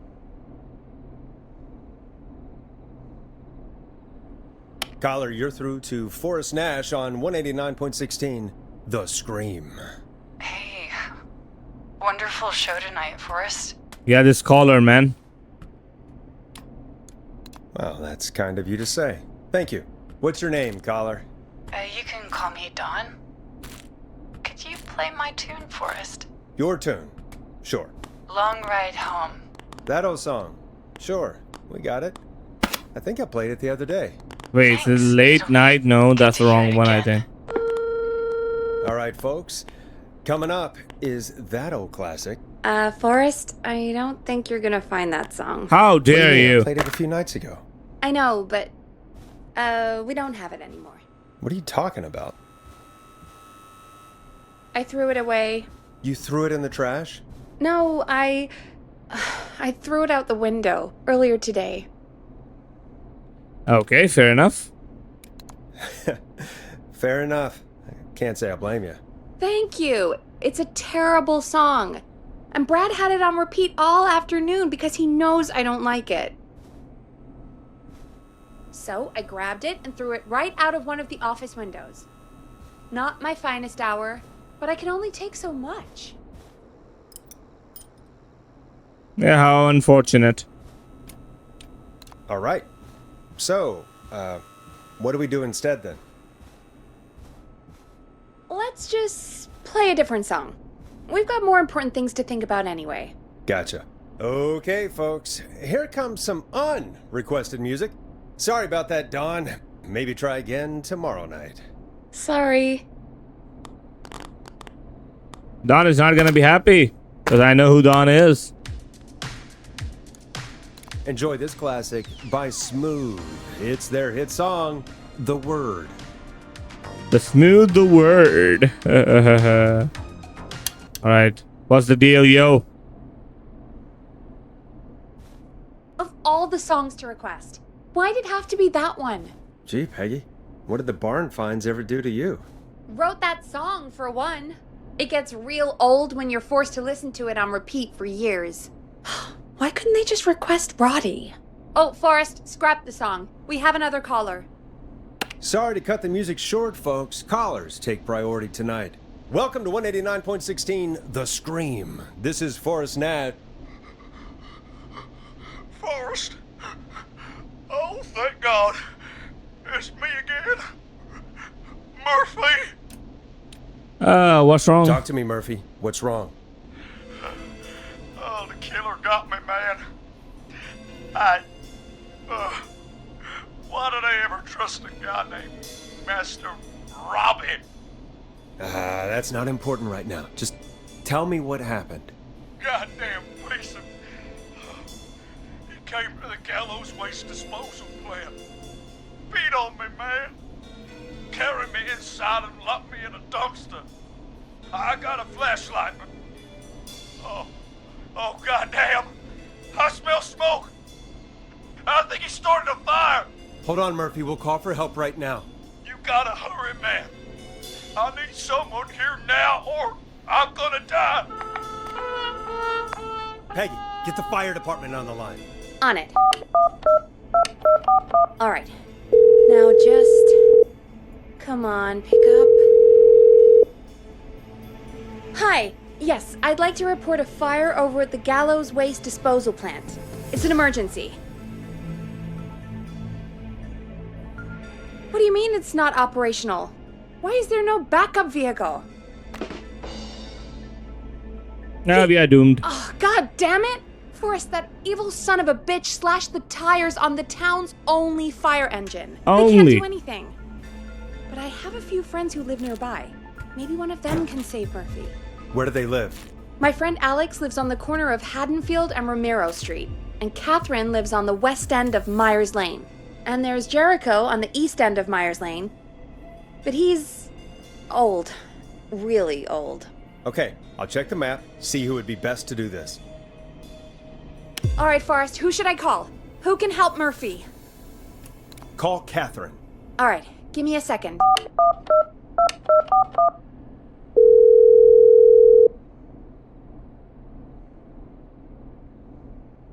Come on. They're on the way. They'll call from the plant. You can direct them from there. Well, let's hope they get there in time. A few minutes later. It's Catherine. She and Murphy are now both on the line. Hello, Catherine. Are you there? What's happening at the plant? The whole damn thing is up in smoke. God damn it. I'm going in. Oh, my reception is terrible in here. God, my eyes sting.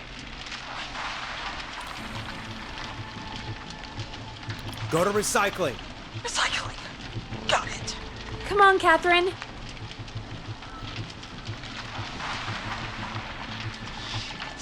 The plant smells up again. I can go shredding or crushing. crushing. Which way? Murphy, do you know what part of the plant you're in? I'm in a dumpster, man. What do you want from me? Crusher. Catherine, go to the crusher. Catherine, go to the crusher.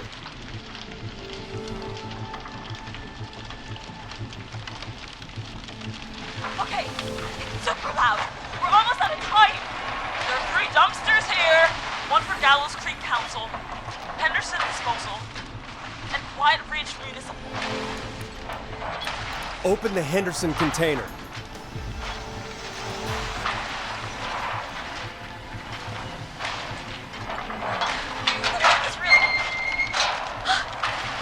I found him!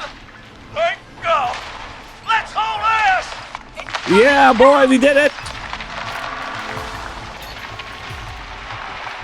Oh, shit!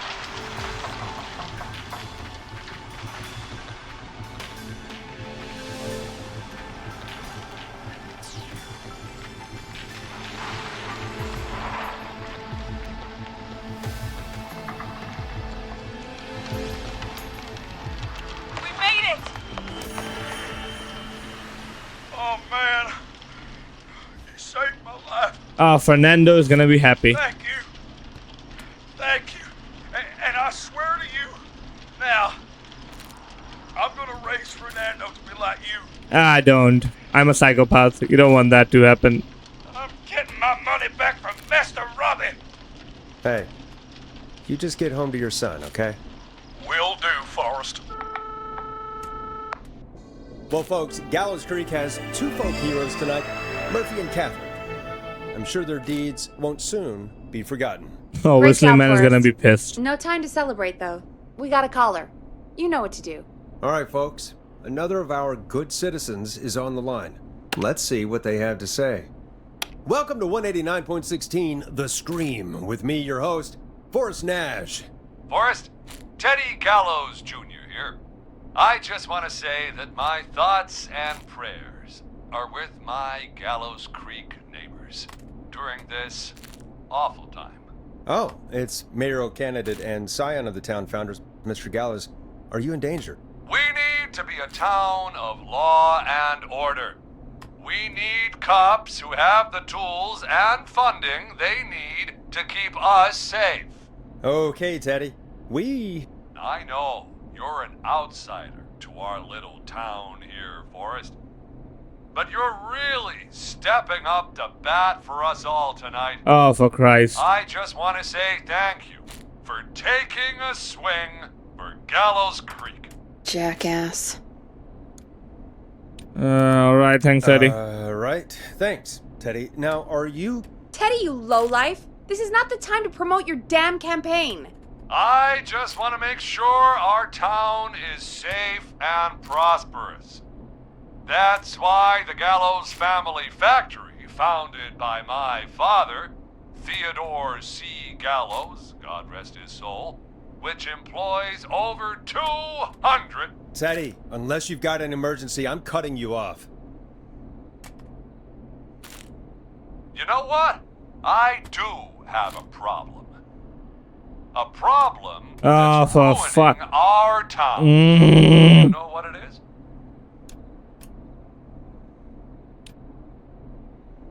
Your family waste plant just burned down, so now we have nowhere to dump our garbage?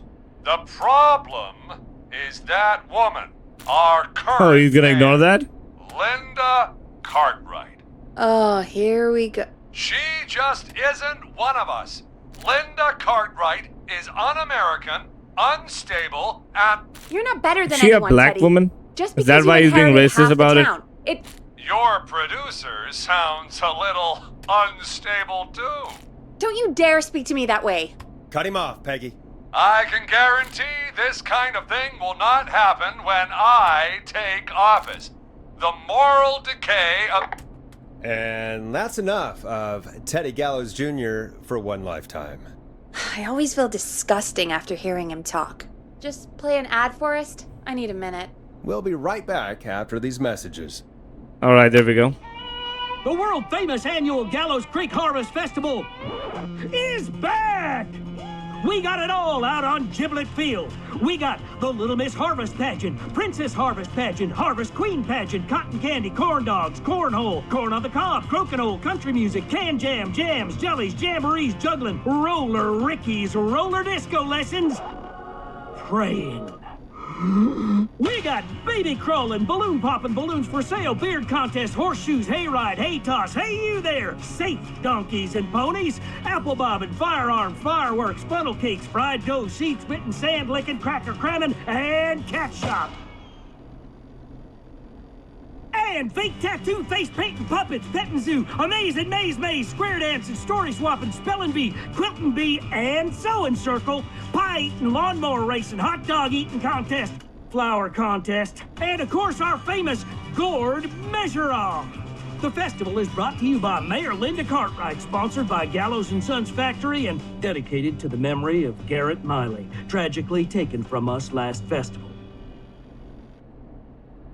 I can see why it's world famous. It's a highlight around here, Forrest. Oh, I am sorry to hear that, Peggy. All right, folks, welcome back to the show. We have a note from my producer. That's right. Come find me at the Harvest Festival tomorrow to grab your choice of a K-Fam mug, sticker set, or poster. Let's see what our next caller would choose. Caller on line 1. Alright. Hello, caller. You're live on the stream with me, Forrest Nash.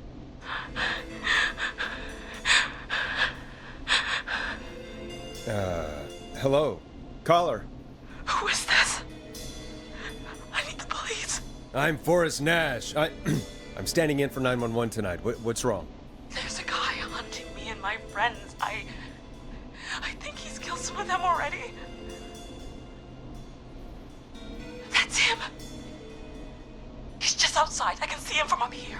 God damn it. She's just a kid. Where are you? Are you somewhere safe? Oh my god. Oh my god. Stay with me, kid. Focus. I can't do this.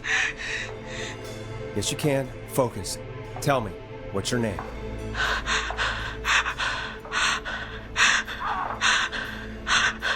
Sweetie, you can do it. What's your name? Carrie. Good. Carrie, listen to me. We're gonna get you out of there. All right? Now, where are you? The old murder house.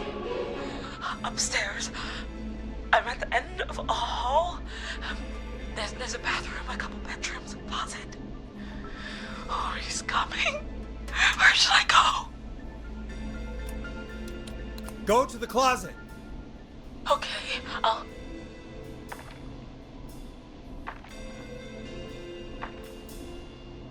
He's here. He's here. He's gonna kill me. Forrest, I don't think we can... Don't move!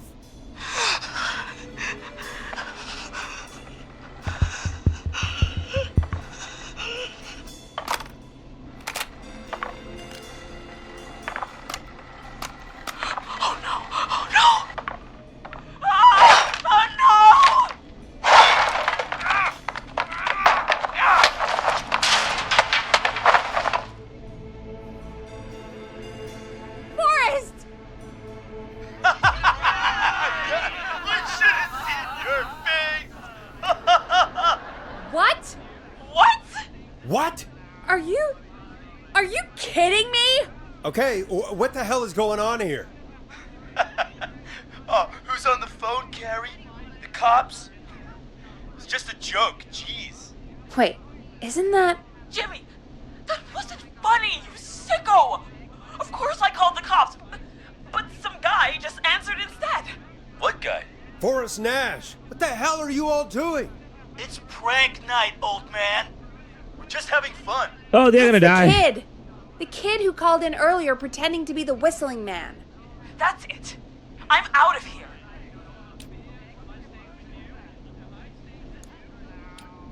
Jimmy, everyone, it's really not safe to be out. Please, go home. And waste whistling night? No way. That little idiot. Whistling night? It's a stupid tradition. Especially stupid since that one kid died back in... Would you take off that stupid mask if it's hard to breathe? Who's under there anyway? Is that you, Seth? Idiot! Seth is right next to you. That's, wait. Oh no. Who, Oh shit, the real one showed up. Oh, no, man.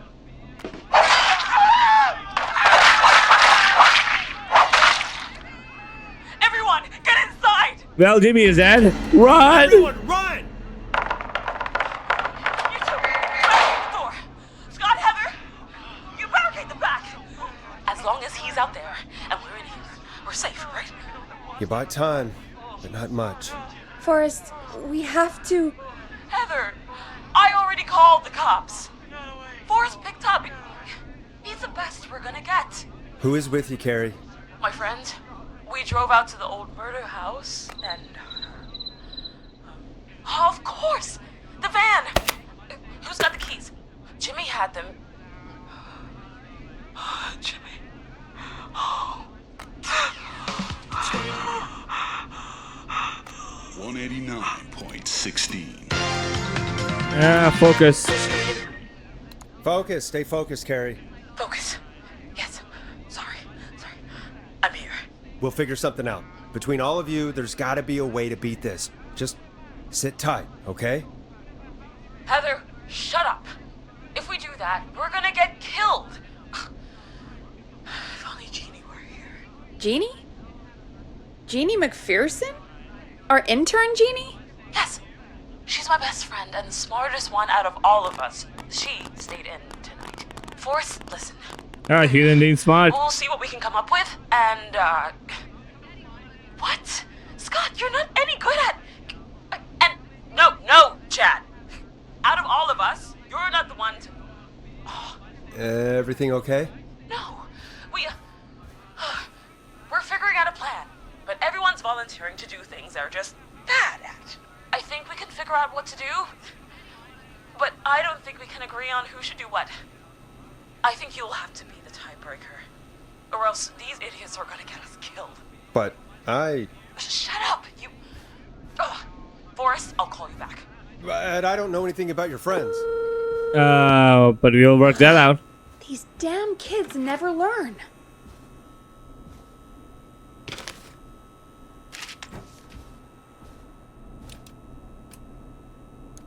Breathe, Peggy. It's okay. They do this kind of thing every year, Forrest. People get hurt. All right, folks. We're gonna work out a way to save Carrie and her friends.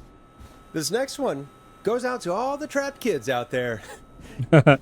You are dunce, man. What do we do next? You're gonna love this next track. Peggy, you mentioned something about their friend working here? An intern? Yeah, Jeannie. Seems a nice enough girl, but a bit head in the clouds, you know? Not sure why we took on an intern. We really didn't have the office space for one. Poor thing got tucked away in a dark corner somewhere downstairs, I heard. All right, I'll go see if I can find her desk. Hopefully she has something we can use. Alright, let's go. Peggy said her desk is downstairs. Yeah, I know.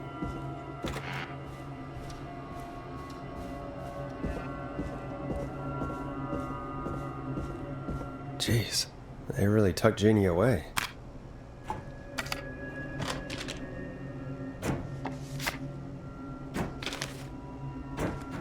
Friendship quiz. This might work. What the hell was that? I don't know.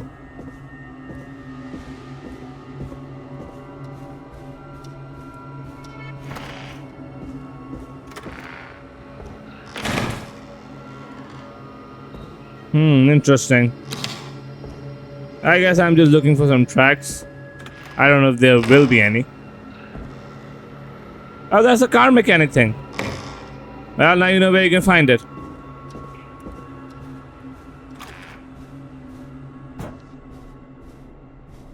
I got all the answer memorized. I don't need it.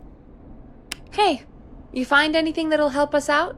Yeah, I found a friendship quiz with all these kids on it. If you think that'll help, then good enough. Carrie's on line 1, whenever you're ready. This is Forrest Nash, back again with an unlucky caller on this unlucky night. Carrie, are you there? Yes, we've got a plan, but we can't agree on who should do what. You want me to be the tiebreaker? Exactly. I'm ready. What's the first step?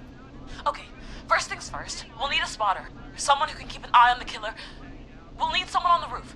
It's gonna be a hard climb. We're deciding between Heather, Kyle, and Hot David. Heather's got this. Yes, Heather, he picked you. Now please, stop talking about all your cheerleading trophies. Part 2, the Whistling Man padlocked the gate back to the road. Before we drive out of here, we need someone to pick the lock. Seth, Jennifer, and Scott all want to do it. Jennifer. Jesus, Jennifer, you carry a bump key? Why didn't you say so earlier? Anyway, that brings us to part 3, getting the van keys. I'll volunteer for this. I don't know Jimmy as well as you guys, so it'll probably be easier that way. Then is part 4. Nah, plan is This is a impressive. very detailed plan. I'm Yeah. impressed. Yeah, it's weirdly easier to think when you're about to die. You're Hey. doing great. What's the next part? Part 4, we need someone to lead the Whistling Man away. We need a fast runner.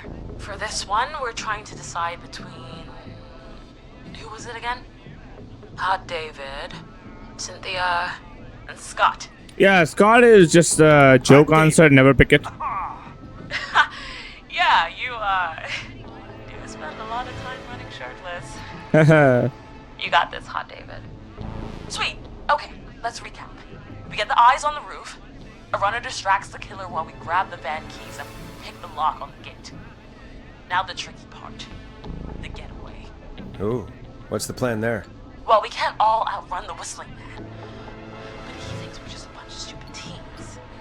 So, let's use that against him. Part 5. We trick the killer into a trap. Someone can pretend to be injured. Who would make the most believable lead? Who you got? We got Lisa, Tammy, and Cynthia. Lisa. Whoa. You're right, Lisa. Having to smile at rude customers is perfect practice. That should take care of the killer. And then it's time to get out of here. Finally, part 6. We need someone who can drive us through the woods and back to Gallows Creek alive. Who's our getaway driver? Should it be... Who have we got? Chad, Scott, Cynthia, whatever. Forrest, you know what to do. Chad. Oh, perfect. Your go-karting experience will be great, Chad. Thanks, Forrest. We'll just take a few seconds for ourselves. And it's go time. Sounds good. Talk to you in a sec. Good luck, Carrie. All right, we got it done. That actually sounded like a pretty good plan. Right. Impressive as hell, right? Damn straight. All right, now what?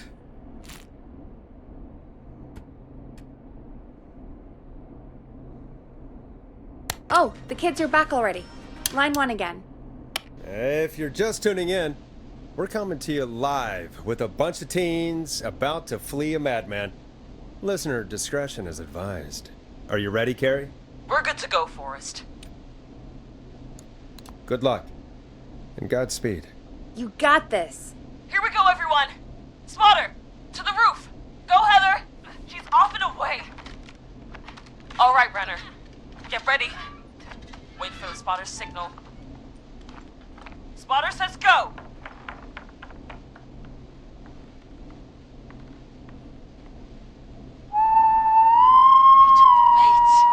I don't know why, but that gives me chills every time I hear it.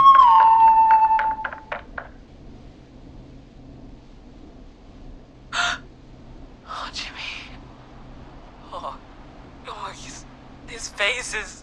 The keys, Carrie. You need to get the van keys. His face is lying next to him, Forrest. He got caught. Oh, his face is lying next to him? Oh. Focus. Breathe. Right. The van keys.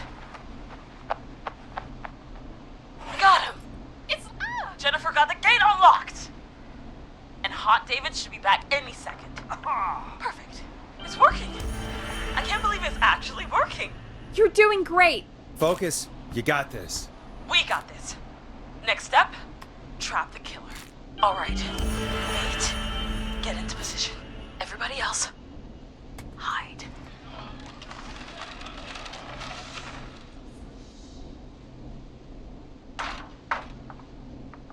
Okay, performer. Now, act like your life depends on it. Oh. There he is. He's buying it.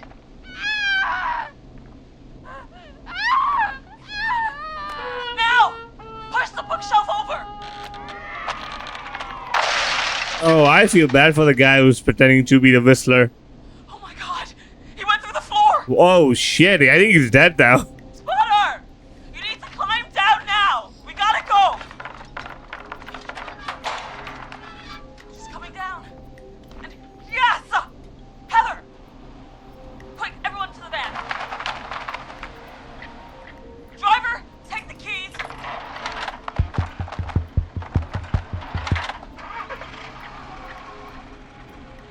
The damn gate swung shut.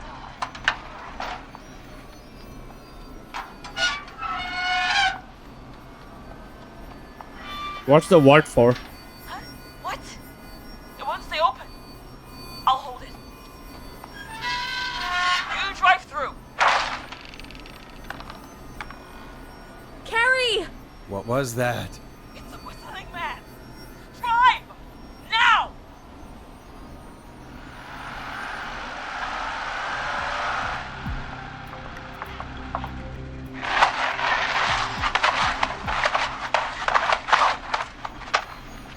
Let me go! Just go! Just drive! Oh my god. Please, no! No!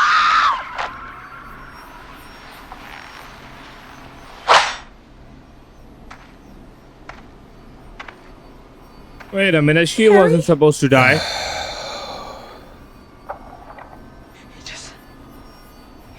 He just stared at me.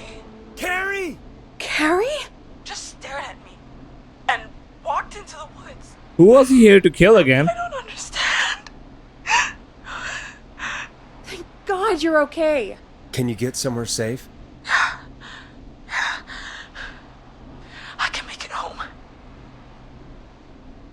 Thank you both for helping. If you hadn't, It was your plan, Carrie, and it was a great plan. Yeah, it was great. It was really all you, Carrie. Still, I need to get home. Breathe, Carrie. You're okay now. I'll call you when I'm somewhere safe. Talk to you then. Folks, that was a lot. Our thoughts go out to Jimmy's parents in this awful time. For any kids listening in, please stay inside and stay safe. And parents, hug your kids extra tight tonight. Here's a song for the girl walking home in the dark.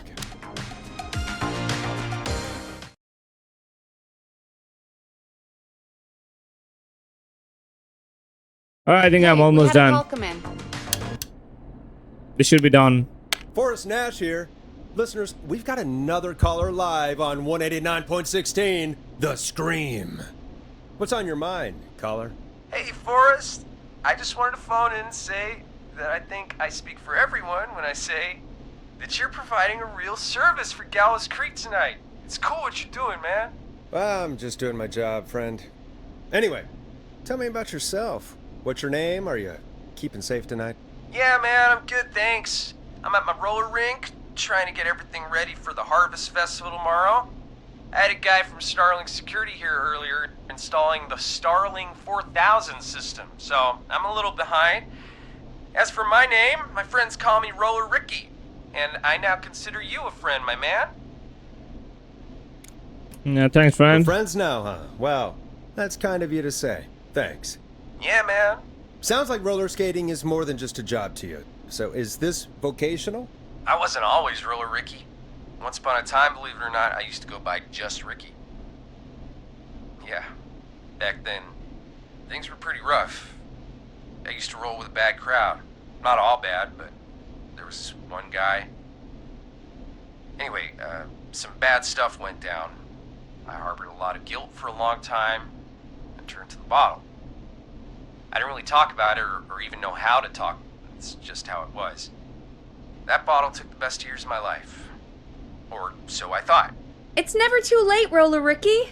How did you turn things around? I joined a support group. I opened up about my problems, and sharing that burden just took so much weight off. It's a long story from there, but I found roller disco. I learned how to have fun again, cutting loose and making shapes. Now whenever I get down, I get down. I'm finally free from it all, man. It's important just to talk to somebody. That's the first step. Ain't that right, Max? Oh yeah, it's a dog guy. I'm gonna save you this time, bud. Oh, we gone to the dog. Welcome, Max. Welcome to the show, Max. Max is my emotional support dog. He's a rescue dog, but I always say he's the one that rescued me. He's the best dog a guy could ask for. Of course, the first thing I did was teach him how to skate. He's better than me now, a real pro. Max can skate. Yeah, man. At first they said it couldn't be done, and then they said it shouldn't be done. But Maxie loves the rink, man. Is that another train, Maxie? Maxie loves trains, man. He's even got that special how to greet them. Maxie sounds like a really special boy. Maxie appreciates all the positivity you're throwing out, my man. You know, I'm actually hosting free skating lessons tomorrow at the festival. I think it's a great opportunity to give back to the community. Man, all this talk of skating's got me itching for a boogie. Before I switch my radio off for the night, could I request a song, Forrest? Something I can groove to, you know, something funky. It'll be me and Maxie's final boogie breakdown tonight. Then I think we'll take it down a level. I can do that. Thanks again for calling. You and Max, be safe now, okay? Bye, Maxie. You got it, man. Peace. Well, folks, this next one goes out to Roller Ricky and Max. Enjoy. I really needed that call, you know, after everything. Yeah, I get that. He talked a bit much for my taste, but it is inspiring to hear somebody come back from the brink like that. Yeah, that's what I meant. You were thinking about Max on skates, weren't you?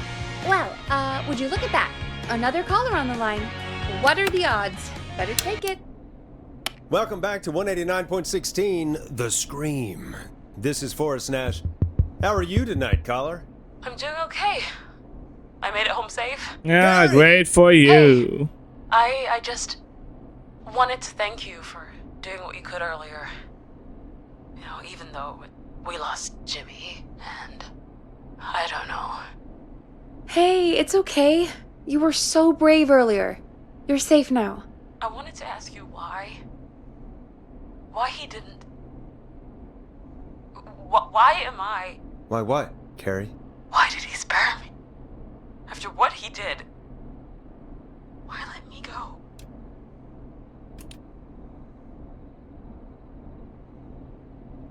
Maybe he didn't kill you because he saw you as a victim. Maybe. But why would that stop him from killing me too? After everything he did to... These stupid hazing nights have to stop. Carrie, you did so well tonight. Stay safe and rest. Help is coming to Gallows Creek. We just need to hold on. Thanks, Peggy. Hey, Forrest? Could I request a song? Of course. Yeah, sure, buddy. What's the song? What song? Any song by Blast Processor. And thank you. This next one goes out to Carrie.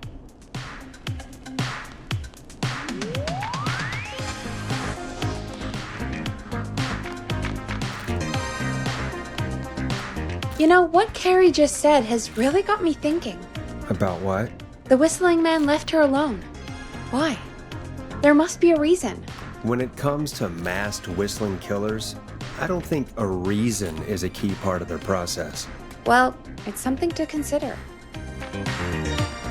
I need to take a break. If you want to stretch your legs, now's the time. Just hit the Peggy button when you want to get back on air. Yeah, sure. Let's get going, Peggy. Alrighty, we could run another segment or... Scratch that, Forrest. We have a caller. You're through to 189.16, The Scream. What's your emergency? Hello again, Forrest. Oh, that call with the teens was awful. Those poor kids. Still, I'm glad the girl didn't get hurt. Thanks for your concern. Are you in trouble? What's on your mind? I wanted to ask you again to play my song, Forrest. You said you were gonna play it, but you didn't. Your name was Dawn, right? What, Peggy? Yes. Oh, well remembered.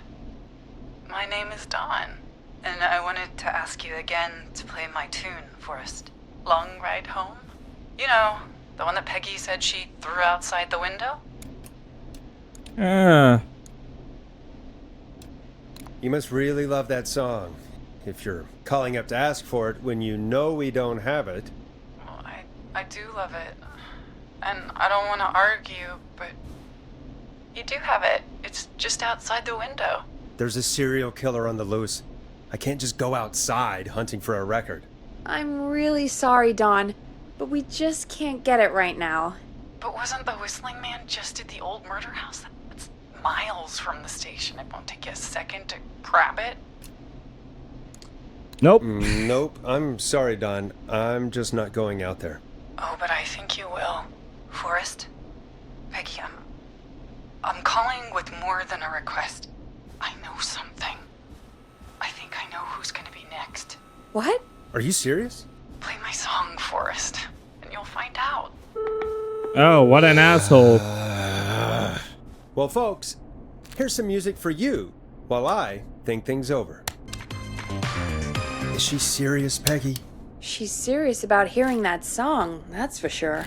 Peggy, I mean, is she serious about... I don't know, Forrest, but we don't really have a choice, do we? If she's telling the truth... Then why don't you go and get it? It's one of Reggie's K-Fam regulations. I can't leave the booth while we're on air. Peggy. Just... you can do it, okay? Fine. You're a good man, Forrest. I'll slide you the key to the fire door. Wait. Our fire door has to be unlocked? Yeah, it... you know, I never thought about it, but yeah. We should talk to Reggie about that later. Anyway, I'll hold the fort down while you're out. Maybe I'll even get a caller. That could be exciting. 189.16, The Scream. With me, Peggy. Yeah, sure, bud. Wishful thinking is always fun, isn't it? Anyway, we are gonna go to the fire door. Almost done with the game.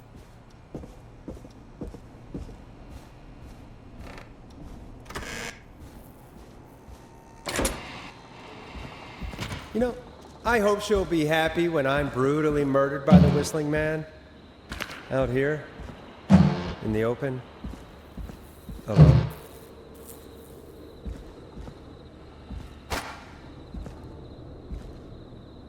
Where is the disc?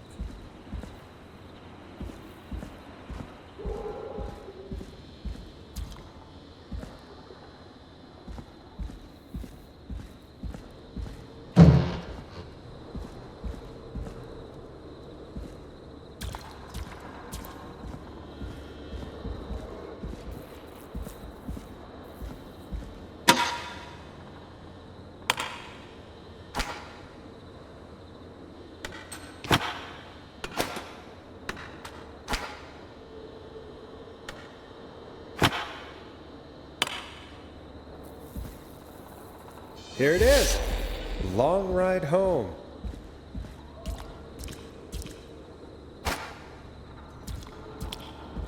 Now I'm just gonna do this and everything will be fine. Oh, wait. Yeah, no, this could work.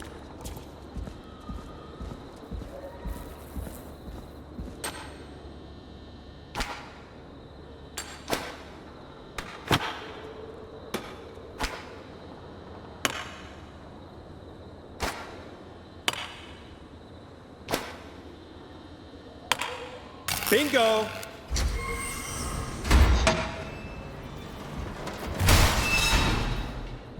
Alright, things are breaking apart.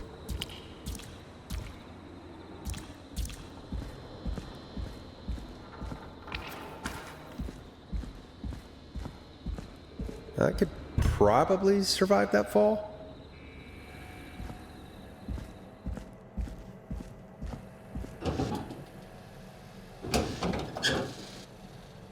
Looks like the janitor's closet. What did Peggy say his name was? Clive? Wow, look at that.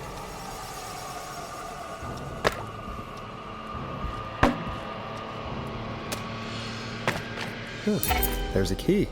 I'll just take that. Might be important. What the hell? Peggy is not gonna believe this.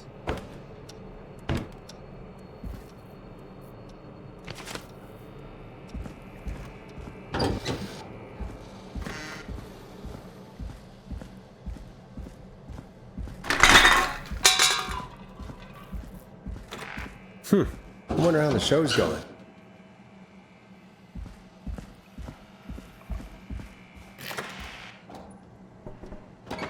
What about this little room over here?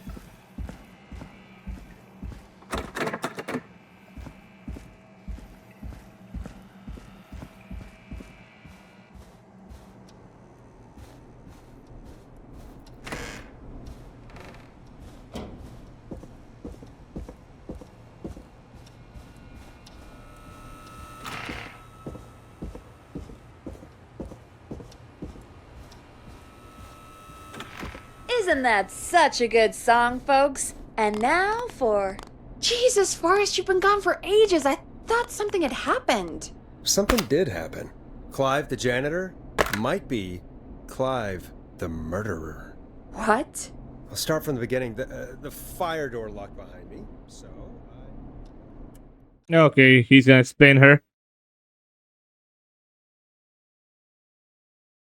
Why did you heave that thing all the way up here? Because the basement's creepy as hell, and I don't like standing around down there. Fair. Alright, let's run through this again. We have a creepy board you found in a creepy basement, made by our creepy janitor, who you think is the creepy whistling man. Yep. And on the creepy board are the names Chuck Brody, Kim Walker, Rebecca Allen, and Aunt Williams. Correct. And you think one of these people will be the whistling man's, Clive's, next target. That's right. And we've got to find him. You said there are 4 locations listed there too? The hospital, the power station, the gas station, and the trailer park. Clive Yeah. must think the target is at one of those locations. Forrest, you're gonna have to figure out if any of the potential targets are at one of these locations tonight. Hit the button if you need any help. How's it going? I'm ready. I'm Let's ready, go. Peggy. Are you sure?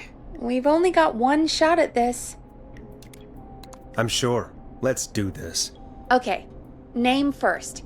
Who do you think the target is? Chuck Brody. And where will I find them? The gas station. The gas station. Okay, I'm dialing. One moment.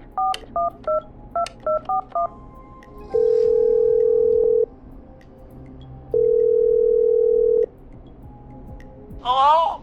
Chuck Brody! Listen, I know this sounds crazy, but we have reason to believe the Whistling Man is coming for you. You need to get yourself and everyone else out right now. The Whistling Man? Who the hell are you? Who is this? This is Forrest Nash. Listen, the Whistling Man's back. We found a list with your name on it, and... Oh God. It's today. The year I finally let myself forget. Quit talking and run! I think the gas station will he blew ran off, right? Well, fingers crossed that Chuck... Jesus! It sounds like something blew up. He's using bombs now?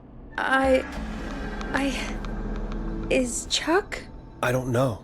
Hang on, we're getting a call. Hello? Chuck? Chuck! Forrest! The whole goddamn gas station's gone up. Is anyone hurt? I don't think so.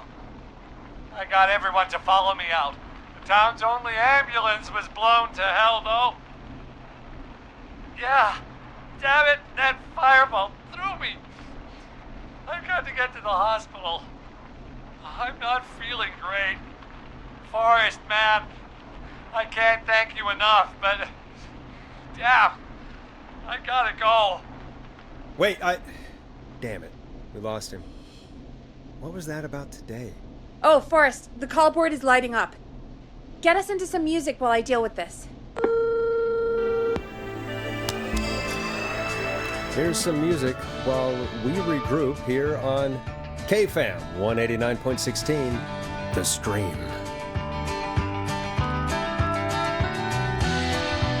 The Long Way Ride Home. Is that the name? The barn's fine. There's gotta be more in the basement to show us who Clive is targeting. And if that's the case, we can get ahead of him. Stop the killings before they can happen. Forrest, we need to go back down. By we, you mean me, right? Yep. Like I said, I need to handle all these calls. Yeah, Maybe sure, start with that bud. creepy mannequin room you mentioned before. I still have a lot of questions about those, by the way. Me too. I better put a record on.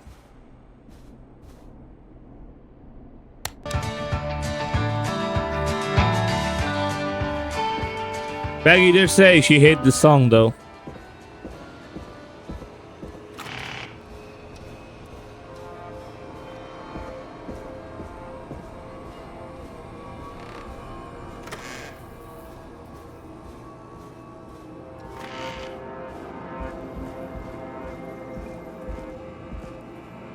I don't think we can go to this room, right? Yeah. Are those dead bugs?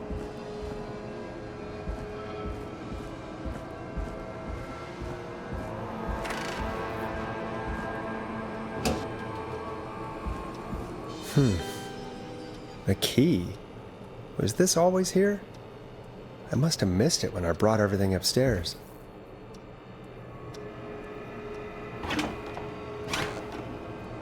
No, things are different.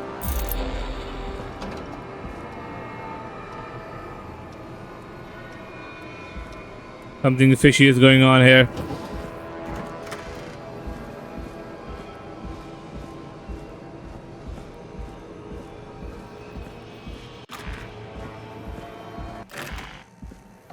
Hey, Forrest! Peggy, give me some warning before yelling down the intercom? Sorry.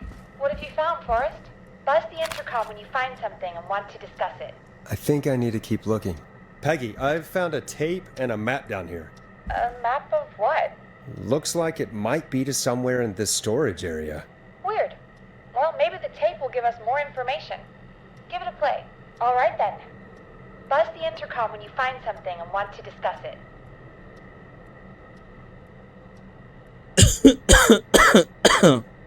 Now let's give it a play. George Gallows, 1968. That's when this all began for me. Follow the maps. Find the tapes. I'll be waiting. Wait. George Barrow? We all heard that he drowned after a night out drinking. Was it actually Clive? Has Clive really been the whistling man for that long? He says I need to follow the maps and find the tapes. I guess that's what this map is about. I think we need to see what else is hidden down here. Be careful, Forrest. Keep looking. Buzz the intercom when you found something.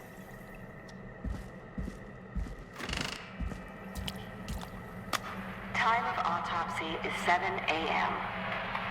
Cause of death is asphyxiation from drowning.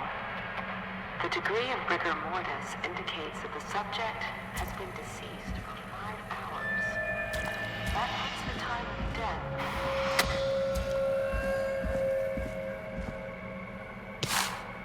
Oh, this is the thing I will need eventually.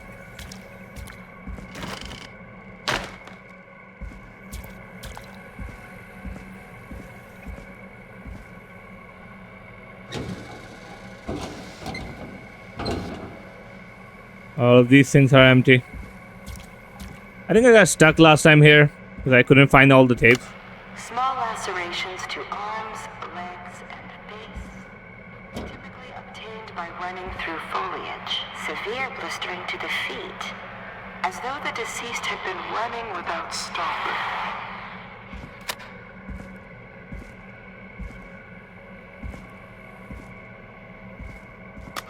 Preliminary toxicology results shows no signs of inebriation. However, a high amount of cortisol was found, indicating elevated levels of stress in the immediate moments before death. So it wasn't sudden.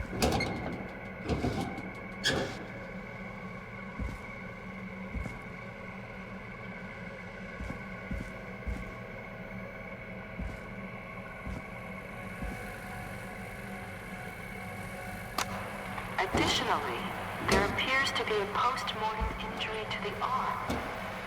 It looks like it was trapped in a car door.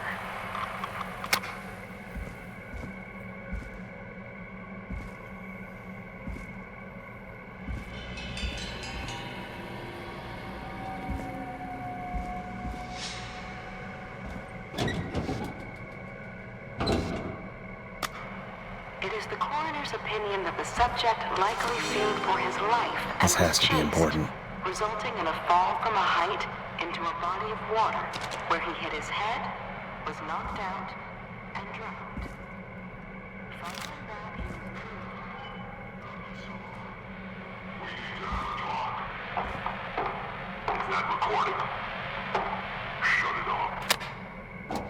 was Okay, male speaker.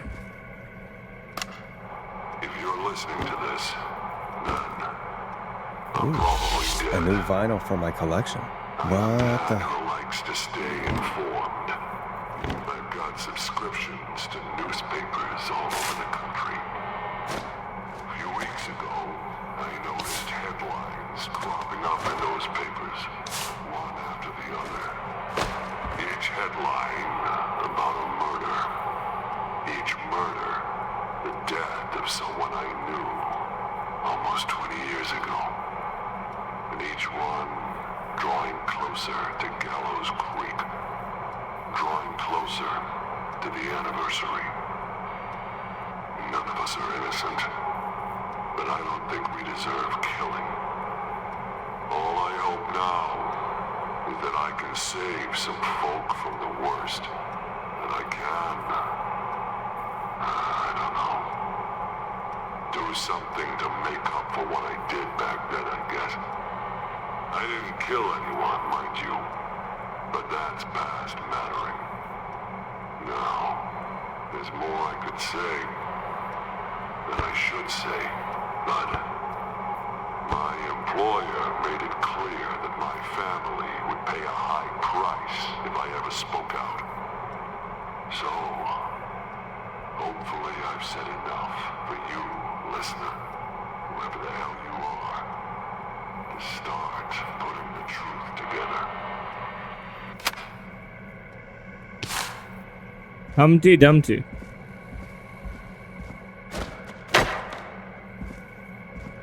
Alright, I think I've got what I needed. Let's get out of here.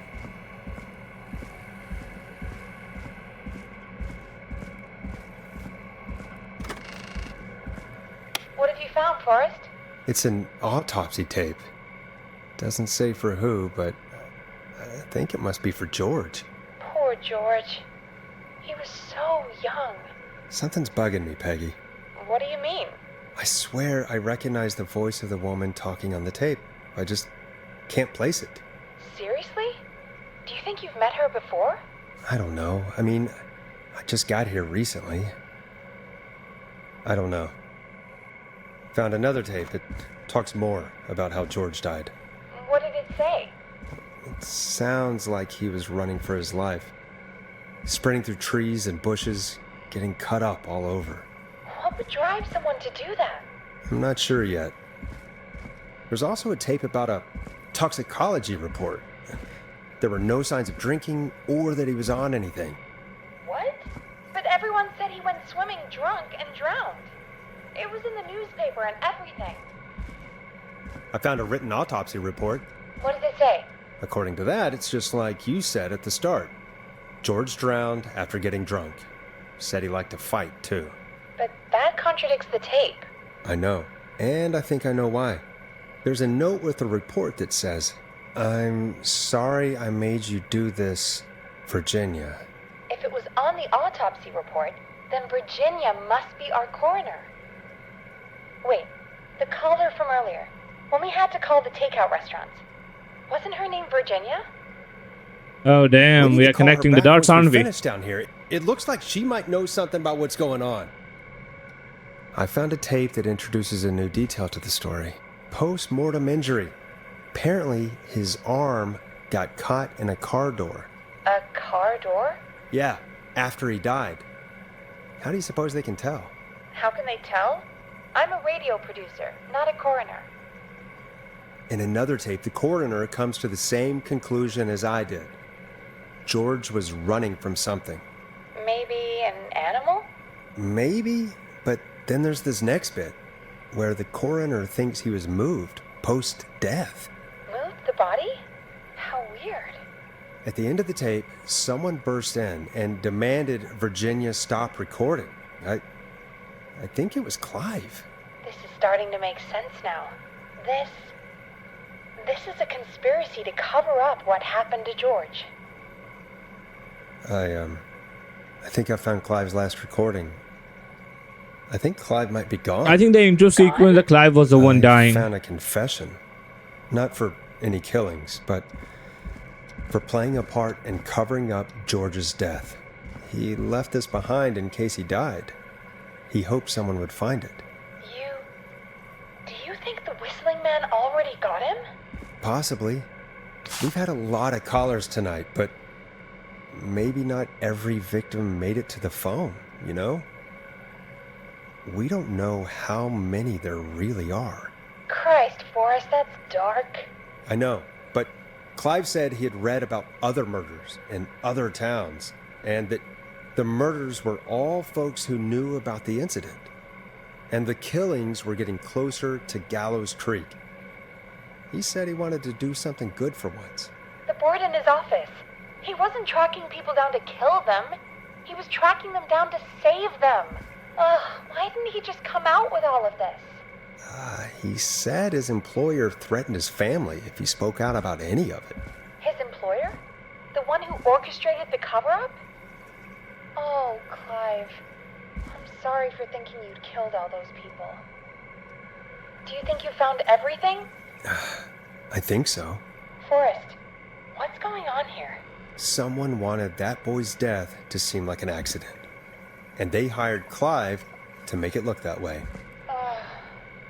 Come back upstairs when you're ready. We need to figure out our next step. Alright, let's go.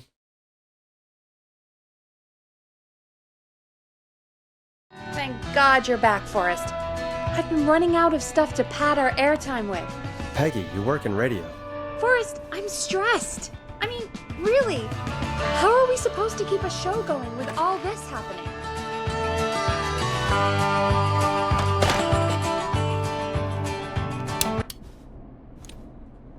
This is our job, Peggy. We gotta do it. You're right. So, what's the plan now? I think we should call Virginia back. All right, I'll get her on the line. Hello again, Gallows Creek. This is Forrest Nash. We're circling closer to the truth behind tonight's events. To this end, we're calling back one of our earlier callers, Virginia Sullivan.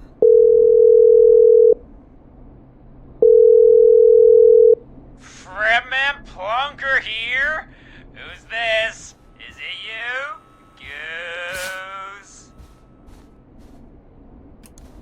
Plunker, hey, it's the Radio Man, Forrest Nash. Radio Man? What's up? Solving mysteries, saving lives. The huge. Right on. Plunker, what are you doing at Virginia's house? She asked if you could stay to keep an eye out for that whistling turd. So we're hanging out, bro. Well, that's big of you, Plunker. Oh, it's nothing. Can I speak to Virginia? Sure thing, Radio Man. I'll just go get her. Who is this? Hey, Virginia, it's Forrest. I'm glad you're still okay. Oh, Forrest. Sorry, I'm still jumpy. I can't blame you. I'd be jumpy too. I'm so sorry this happened to you, Virginia. So this part is not really important. I thought... Just get through it. Easy. We're not calling to talk about earlier. We're calling because we think you can help us understand why this is happening tonight. Me? What would I know? Does the name Clive mean anything to you? Clive? No. I don't know that name. What are you asking about this for? You mentioned that name earlier when you called us the first time. I don't know what I said then. I was petrified, Forrest. Clive's the janitor at our station, and we know you spoke to him in the past. Forrest, please. You don't know what you're doing. He'll come for me. Virginia, it's okay. Clive won't be coming after you. We think Clive's dead. Dead? But isn't he? He's the whistling man, Forrest. We have evidence. We found evidence to the contrary. But... It's true. And we found your autopsy reports for George Barrow. How? I saw him destroy them. Well, he didn't. I don't know if he kept them or made copies or what, but we found them. And we know it's related to what's happening tonight, which is why we called you. Why did you write a false report? All right. One day, I came into work to find a boy on my slab. And as I finished the autopsy, this man, Clive, he just burst in. And he started making demands to give over the reports, to falsify what I found. Of course I said no. But, well, when someone wants to make you do something, they can use the carrot or the stick. For me, he used both. You see, my sister is sick. She has a chronic condition that's never going away. It's expensive to treat, and it was getting to where I couldn't afford it. And Clive promised me that his employer would pay for my sister's treatment if I did what he said, and that if I ever spoke about this, he'd beat me to within an inch of my life. I don't know why he had me do it, but my sister needed me. You have to understand, she needed me. We understand. Thank you, Virginia. That was brave. God, I just want this nightmare to end. This will help end it, Virginia. Thank you.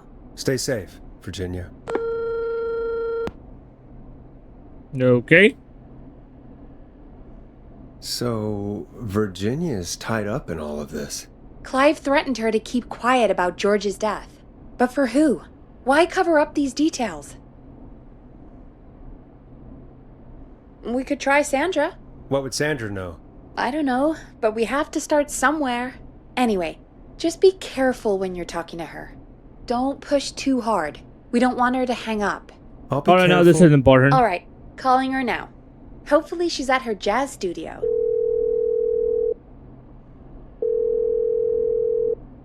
Aha! Forrest, you're through.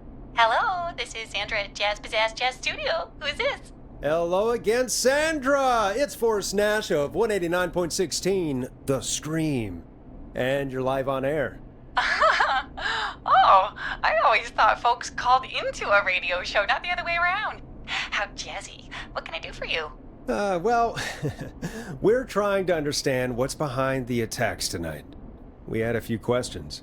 Why, Forrest, of course. Heck, after the way you saved my life, I'd say yes to just about anything you asked. Damn. That sounds nice. Really? Well, that sounds nice. I might just call you back tomorrow then, too. You got my number. Damn. But what about tonight? Is there anything you want to talk about right now? Remember why we called, Forrest? Of course. Do you know why the Whistling Man might have targeted you? Ha!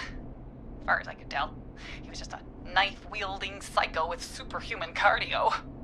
He'd have chased after anybody. Right. Well, we think he might be chasing specific people. People who know about the death of a boy named George. Oh, I don't know anything about that. Sorry. Have you had to keep quiet about anything? Any secrets So funny. you've had to keep? What would I have to keep quiet about? I don't know. I mean, could be that you've seen something or heard something. I never saw anything. And even if I did, what would that matter? And it was years ago. Sandra, are you okay? It was years ago. We know, Sandra. You do? You know about? Yes. Of course. This studio is my life. After I found the body in the river, I couldn't lose my studio. Yeah, she was the one who found the body. Sure. I understand. When the rent just kept going up, he said he'd stop if I just needed to keep quiet. And everything would be okay. Of course. We understand. I mean, it's not like I killed him. What was the harm in saying I found him in the reservoir instead of the river, right? That's too much information. I can't do this. And she's gone. I don't think that could have gone any better. You truly did great, Forrest. Well, folks, if anyone out there has any thoughts on what's going on tonight, please call in. That's good timing. We've got a call waiting just this second. Welcome to 189.16 The Scream, with me, your host, Forrest Nash. Hi, Forrest. I know this is really out of the blue with everything happening tonight, but I wondered if you could send a special birthday message to my uncle. Sure, why You know not? what? I'd welcome a change of pace. I'd be glad to. Thank you, Forrest. He's my Uncle Ronnie. His first name's Peter, but he never liked his name. But since he always had salt and pepper hair, even as a kid, can you believe it? Folks always called him Pepper.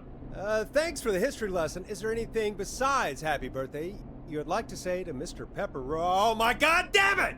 Yes! Tell him he can get the best birthday deals and party packages here at Pony's Pizza. Starting at just... You son of a... Stop love him. calling us! Sorry, Forrest. Let's just move on. I think We've already it's got stuck. another caller on The mic is actually stuck. This is 189.16 The Scream. I'm Forrest Nash. You're on the air, caller.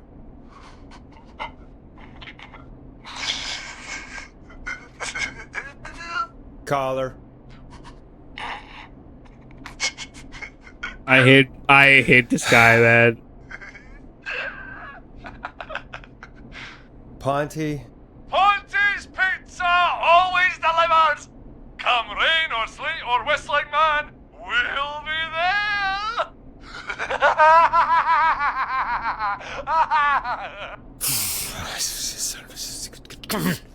Forrest? Forrest? Are you okay? Forrest? I hope the Whistling Man gets him with his own pizza slicer. Jesus, Forrest? Sorry. That was too much. It's okay. It's been a high-stress night. Well, it would About him seem. anymore, okay? Not for tonight. He got anger issues. I think he's spent for now. We've got another call. Whenever you're ready. Because we never understand why he got fired from Chicago. Folks, don't spend your money at Ponty's Pizza. That's all I'm gonna say about that. Moving along, I'd like to welcome another caller to 189.16 The Scream, with me, Forrest Nash. Who, may I say, is calling? Well, hello again, Forrest. Don. Don? We played your song, Long Ride Home. Did you hear it? Can you tell us? Never mind that now. First, I'm calling because I need your help. Are you in danger? I sure am. Do you mean... Yes, he's after me now. you? I think so. He must have heard me on the radio helping you. Right. Right. Okay. Tell us everything. I was out following a lead, trying to work out who would be next, after Chuck. And what happened? And I started to feel like I was being followed. Alarm test. Warning, this will set off all security measures. Newfangled security system has me locked 19, 15, 19. I need you to help me get inside. You don't remember, this is where the dog dies. And the guy too. Ah, these codes should come in handy. Alright.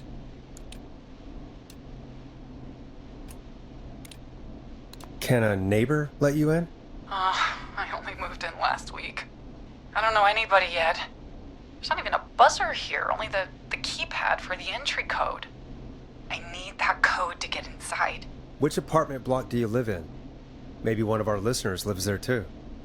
It's the new Woodside apartment building between the town hall and the trailer park, but I doubt any of your listeners live there. I don't have many neighbors.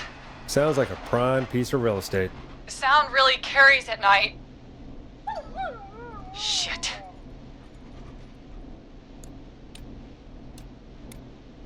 Not a dog person? I'm guessing you're not a dog person. No, I'm not. It's my neighbor's dog. Boy, I wish he'd muzzle that thing and... Oh. And now he's blasting David Scopo out of his window. This night can't get any... The whistling man. He's coming down the street. I don't think he's seen me yet. Forrest, please. I need your help. I need the code for that security system, or I'm gonna die. What's the name of the security system? There's a sticker on the box. It says... If you remember, Ricky Roller said that, Roller Ricky said that he was installing the same security system. We'll see what we can do. Thank you, Forrest. Yeah, of course. Don't worry, Don. Thank you, Forrest. I knew I could count on you. I'll sit out of sight. Call me back soon. All right, folks. Here's a little tune for you all to enjoy while I try to break Dawn into her apartment.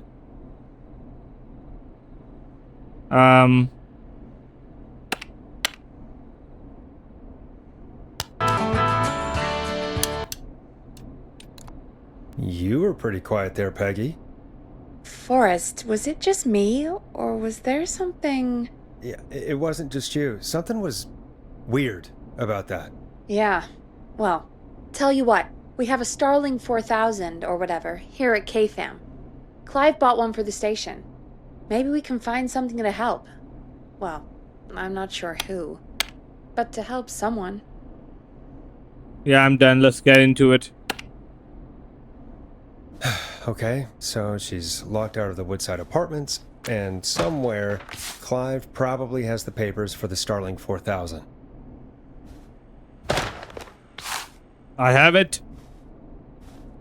Welcome back, Forrest. Find anything? All right, Starling 19, 15, 19. security manual. It's got a bunch of codes. Good. And did you find anything else? Nothing, except the manual. All right. Well, I'll get Dom back on the line then, Forrest. I'll let you take it from here. Thanks, Peggy. Line 1, whenever you're ready. Don, are you there? This is Forrest Nash from 189.16, The Scream. Oh, thank God you're back. I was so afraid. What's the code to the gate? Alarm test activation code. The code is 191519. Thank you, Forrest. Two can play at that game, Miss Dawn.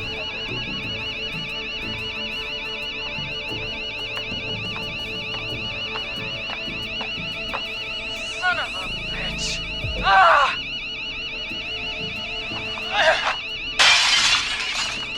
I'm sorry, what? Is she?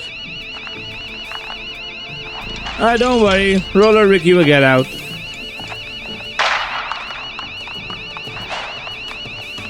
Yeah, stay out! Nobody disrespect the sanctity of the ring! Don't ever come back here again! I'm calling the cops! Thank God. Ricky, get back inside and turn on the radio. Whoever that was, she was trying to break into the ring. She? Forrest, man, you got no idea. That was him. That was the whistling man. The alarm gave me just enough time to get my rifle. I don't like hurting folk, but I can't let anything happen to Maxie. He's my best friend, bro, I got you, man. I got you, Listen, man, I'm fam. back inside. Gonna barricade that window. My man, thank you. You and Peggy can skate for free whenever you want, forever. That's a done deal. Thanks, Ricky. Can't wait. You got it. Talk to you soon. Okay, Gallows Creek, here's some music while we process what just happened. Hold up. Oh yeah, let's try this one. Get out of my way. Ooh, damn, it's an eye in the middle. So, the whistling man is a woman? Yeah. I know, I can't believe it. No, don't be sexist now. I had my suspicions. Yeah, sure, Forrest. You just never mentioned it. She called up. You spoke to her multiple times. I knew she wasn't right. Is that right, Sherlock? Hey, why don't you believe me? Why do you think she requested that song? To get me outside? Maybe, but how? She didn't know the song was outside to start with. That's right. She never actually attacked me out there. So? What now? I guess I should make an announcement. We do have new info. Okay, kill the music and you can make the announcement. Okay, you're live in 3, 2... Hey folks, this is Forrest Nash here. I hope you're all safely locked inside. For those of you listening to that last call, you might be wondering what to make of it all. Here's our take. We now believe the killer is actually a woman. One who might manipulate you into letting her in before she attacks you. We're neighbors. Look out for each other and stay safe. The killer was calling themselves Dawn. This could be a fake name. If anyone needs help or you have info on the killer, please call in. You folks have my new number, right? It's 911. Hopefully, our next caller can help shed some light on our killer. Hey, we had a call come in. Okay, folks, time to take a call. You're through to Forrest Nash on 189.16, The Scream. Hey, man. Murphy? Damn straight. What's going on, Murphy? You in danger again? Nah, man. I've just been listening to the show here at home. And since you asked folks to call in if they could help out, well, I'm calling. I don't know if I can say as much as other folks have, but I figure I wouldn't be a good role model to Fernando if I didn't try to help, you know? Yeah, you're a good father, bud. You're a good father, Murphy. Absolutely. Fernando's a lucky kid. Oh, thanks. So, what do you want to know? Well, what can you tell us? I don't know, really. All right. Well, do you know anything about the death of George Barrow? Absolutely nothing. Okay. What about the killer herself? Herself? Man, I didn't get my ass kicked by a lady. The man I went toe-to-toe with was a man. You heard the last call, right, Murphy? Yep. So you know it's a woman, and you were trained by a VHS, Murphy. I know, but... Man, how could it have been a woman under that mask? Let's just move on. Do you Yeah, no, know that is suspicious. anything about the history Because there are of the two people Whistling here. No, sir. Tonight's the first time I ever heard of him. What? I moved here 3 years ago, man. What do you want from me? No worries. Hey, man, no worries. Just thank you for trying. Right. Sorry I couldn't help you all more, man. Now, if you'd have asked me about gators... Forrest, we have a call coming in. Sorry, Murphy. I think that's all we've got time for right now. All right. I'll catch y'all with the gator talk later. Night. Well, folks, that was a bust. But perhaps our next caller has more they can tell us. Let's find out. This is Forrest Nash, and you're listening. Please help me. My name is Casey Moore. I'm a 25 drive? My best friend's been stabbed. He's bleeding everywhere. I don't know what to do. Please help me. Somebody's been stabbed? Can you tell me what happened? We'd been out at the reservoir. We were heading back to his place when we heard this whistling all of a sudden. He just started freaking out. He screamed at me, told me to hide.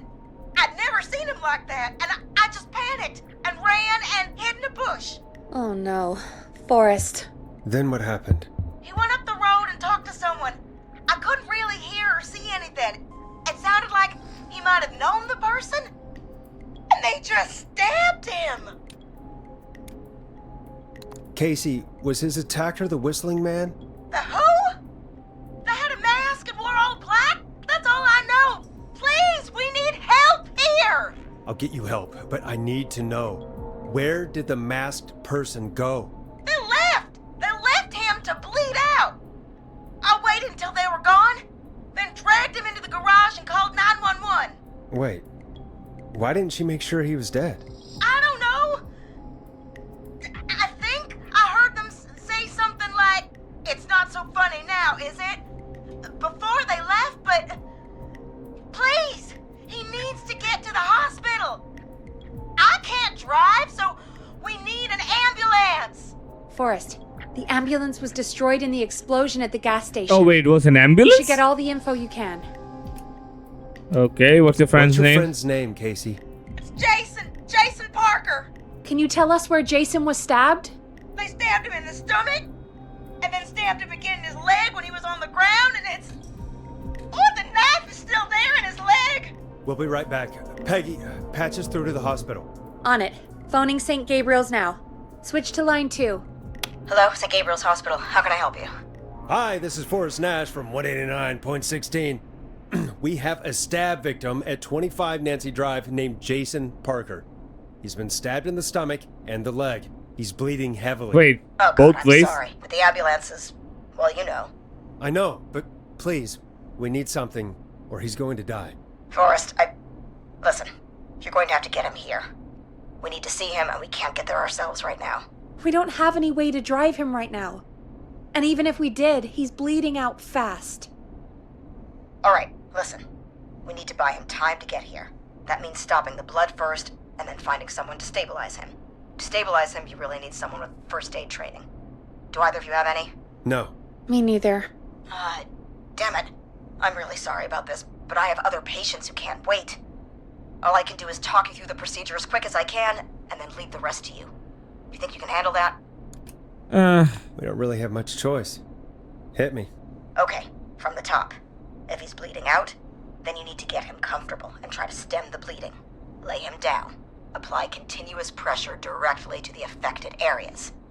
When the bleeding slows, get a clean cloth of some kind and hold it over the wounds. Get them comfortable. Apply pressure. Clean cloths when slowed. Got it, I think. You said he was stabbed, right? If the object he was stabbed with is still in him, don't take it out. It's stopping the worst of the bleeding right now. If anything, you should secure it so it stays where it is. I wouldn't have thought of that. It makes sense, though. God, that was a lot of info. But I think we can handle this. Glad you got it so far, because there's more to go. I'm getting lost. I hope you're taking it all in, Peggy. Doing my best. If he's lost a lot of blood, he may enter shock. If he does, act fast. If you applied a cloth and it's bleeding through, don't remove it. Just apply another on top of it. If it's safe, elevate his legs to get blood circulating to his vital organs. Try to keep him warm. Get him to rest and reassure him. We need the patient to stay calm. All right, don't replace bandages. Elevate his legs. Keep him warm and calm. This is a lot. I'm really sorry. That's as much as I can give you right now. Try to stop the bleeding. Find someone to get him stabilized, and get him here as quick as you can. Good luck. All right, Forrest. Casey's still on line 1. Oh, let's go, buddy. Hello, Forrest, are you there? Yeah, I am. I'm here. How is Jason doing? Badly, he's still bleeding. I need help. I've been putting pressure on his stomach wound since you left, but he's still bleeding. I don't know what to do. That's good, Casey. The nurse said to do that. What about the knife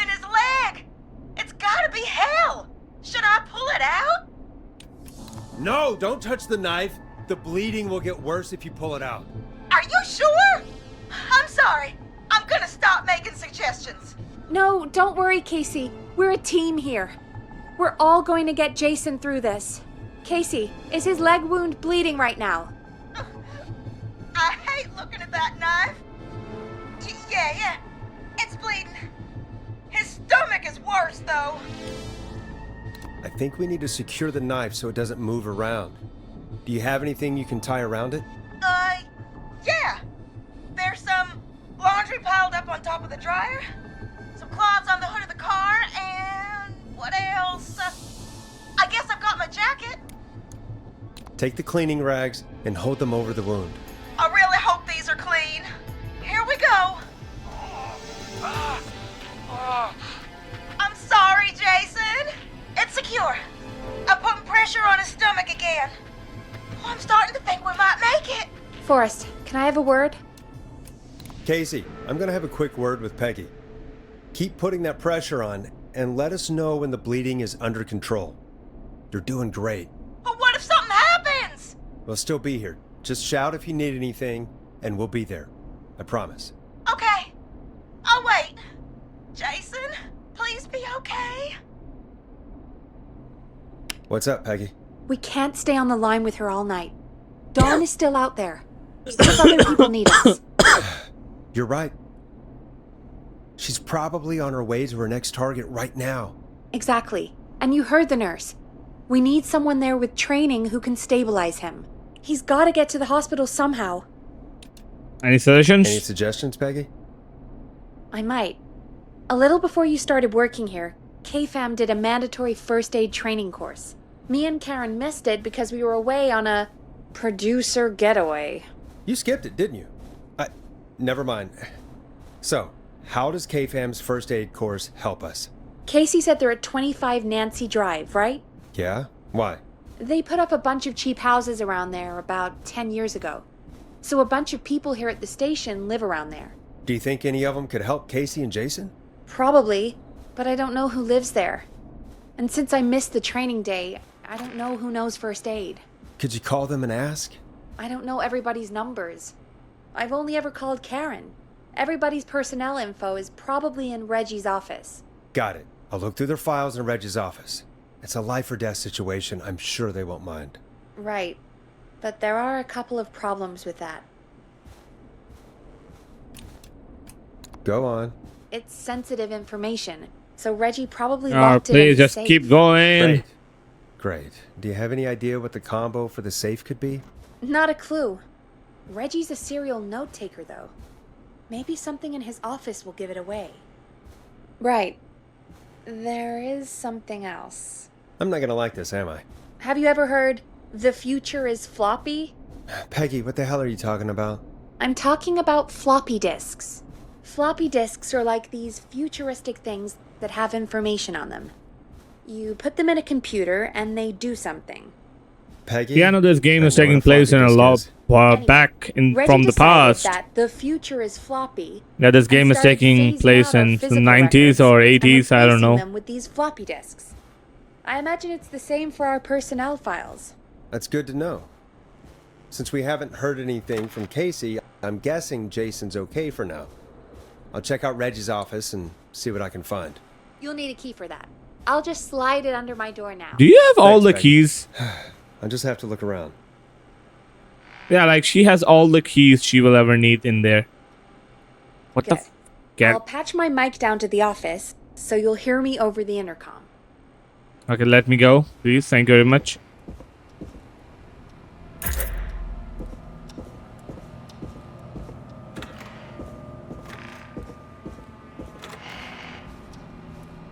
Come on, come on. I wish you could sprint, Forrest Nash. Yeah, I remember the code. Looks like I need a 4-digit code. Where's the safe? Oh, yeah. So the code is 1107. Nice. John Hedge refused to engage with the first aid in a training during course. I know he was a war medic, but it was Station positives send everyone regardless. John apparently has a bunch of medical equipment in his home that he procured from military at the end of his service. Is that legal? Do I need to report it? Spoke to John again about eating free samples that Brad gets sent in for his reviews. He said he stopped, but he said that last 3 times too. Okay. A war vet, huh? He's our best guess here. Did I miss something?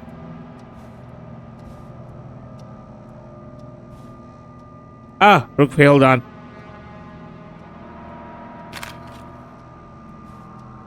Oh, for God's sakes, Forrest. Hey, Peggy, you there? Yeah, I'm here. Did you find what we need? I think I know who our best bet is to help Casey and Jason. All right, good work. Who should I... Hello? Is anybody there? Please pick up. Casey, I'm here. What's wrong? Jason started going pale. I tried to get him to rest, but he just threw up everywhere. What's happening? What do I do? Alright, he's going into shock. God, it sounds like he's going into shock. Casey, just stay calm. It's going to be okay. But the bleeding seemed to slow down. Did I mess up? Jason, I'm sorry. Casey, calm down. You've done everything right. I need you to listen to me, okay? For Jason. What did the nurse say to do about shock? Casey, I need you to elevate Jason's legs. We need to get the blood flowing to his vital organs. Got it. Jason, stay with me. I'm just gonna move you. This might hurt. Okay.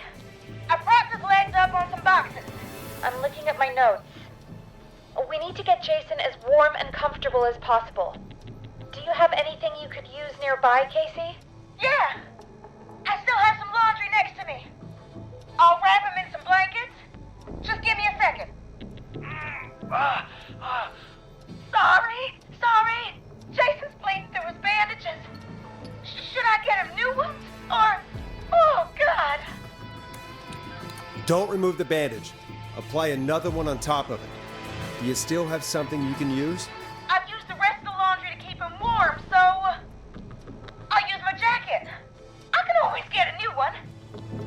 I'll fix his bandage and get him warm. Hold on, please.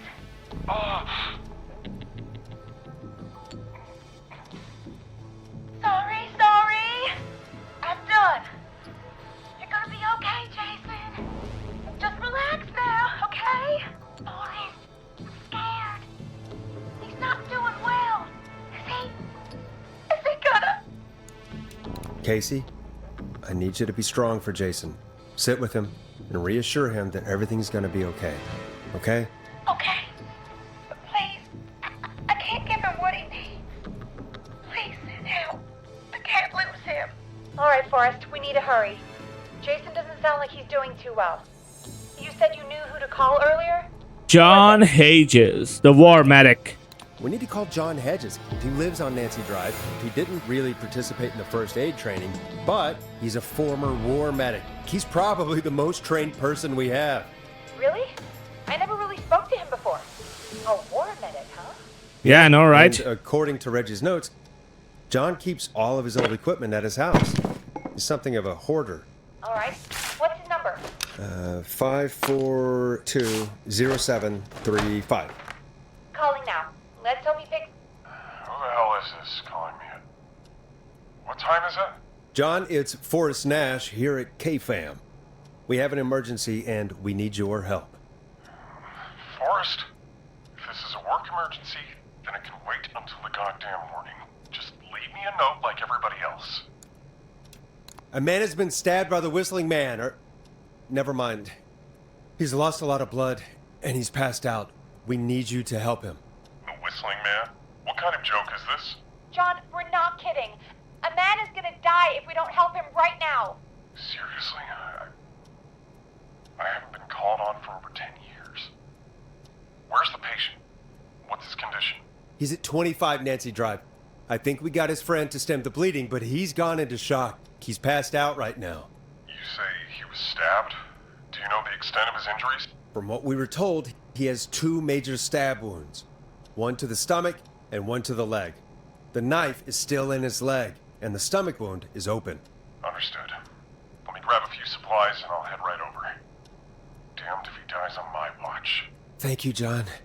We'll let him know you're on your way. Good luck. Hello, Casey. Are you there? How are we doing? Bad. Jason seemed really weak, and then just started thrashing. What about now? Is he still thrashing? He's passed out. Please tell me you found someone to help. Casey, help is on the way. My colleague will be there soon. You hear that, Jason? Someone is coming. You're gonna be just fine. Just hold on for me, okay? Just hold on. Come on. Hello, Casey. This is John Hedges. I'm here about Jason. Please let me in. Come on. I'm guessing that's Jason there. Casey, I'm gonna need your help. Forrest, Peggy, don't you two worry. We've got this from here. Hell yeah. Okay. Let's go, Forrest, baby. Yeah. back later. I have to go now. Good luck, everyone. Hell yeah. I hope he's gonna be all right. I'm amazing. And with that, the show moves on. We're sending our best wishes to Jason. Oh, damn. That was fun. Well, after all that excitement, I think we could use some music. Come back upstairs when you're ready. Yeah, he's a psychopath, isn't he?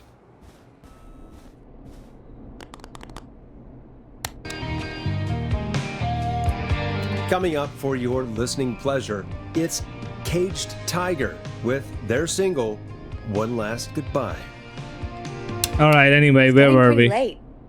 This might be your last break for the night, so try to enjoy it. Give me a buzz when you want to go back on air. Let's go. Let's roll. You got it. We've got another call coming through, too. Welcome back to 189.16, The Scream. I believe we have another caller on the line. How are you tonight, caller? Forrest, it's me, Roller Ricky. Oh, and Maxie's here too. Good to hear from you again. How are you both doing? Oh, we're good, man, thanks to you. You're like our guardian angel. That wouldn't be a bad look for you, Forrest. A little White Wing Halo number? Maybe something for the K-Fam Halloween party. All right, everyone, let's calm down. Ricky, I'm just glad we could help you and Maxie. Is there anything else we can help you with, Ricky? Actually, I think I have some info that might help you. Info from the attack? Did you see or hear anything during the attack earlier? Not exactly.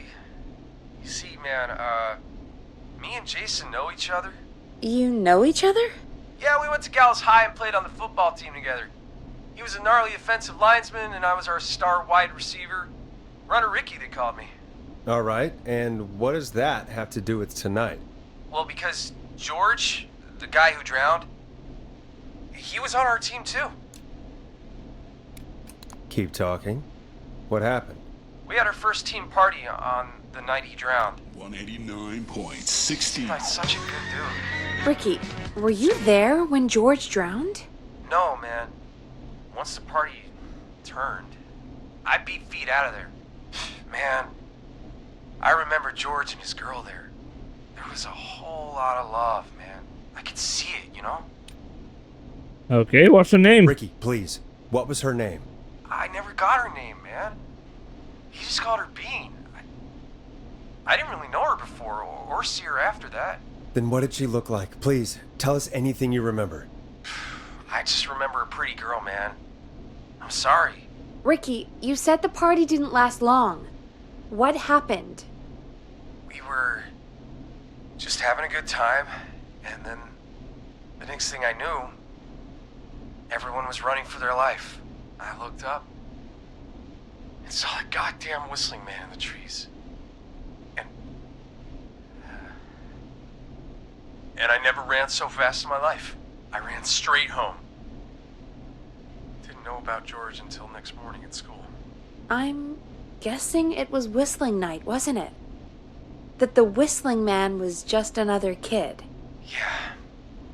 I don't know how George died, but I always felt like if anyone deserved to die that night, it should have been me. And Ricky, It wasn't your fault. You're not a bad person. I know that now, ma'am.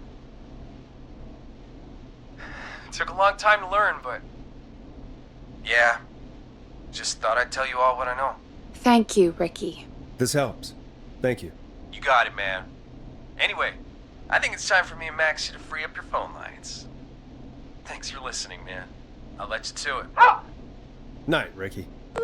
Alright, so, plot-wise, I think what happened was, because at the end we learned that, I think it was some prank done by the guy who's running for the mayor, and he got someone killed, and they had to cover it up. And Dawn, I think, is either the mother or the lover. One of the two. Right, we'll folks. see. Looks like we got a new lead in the case. If anyone has any info about this mysterious being, please call in. If she was George's girlfriend back then, she's probably in her mid to late 30s now. No, maybe she is her lover. Never We have mind. another call coming in, but hang on. What's up, Peggy?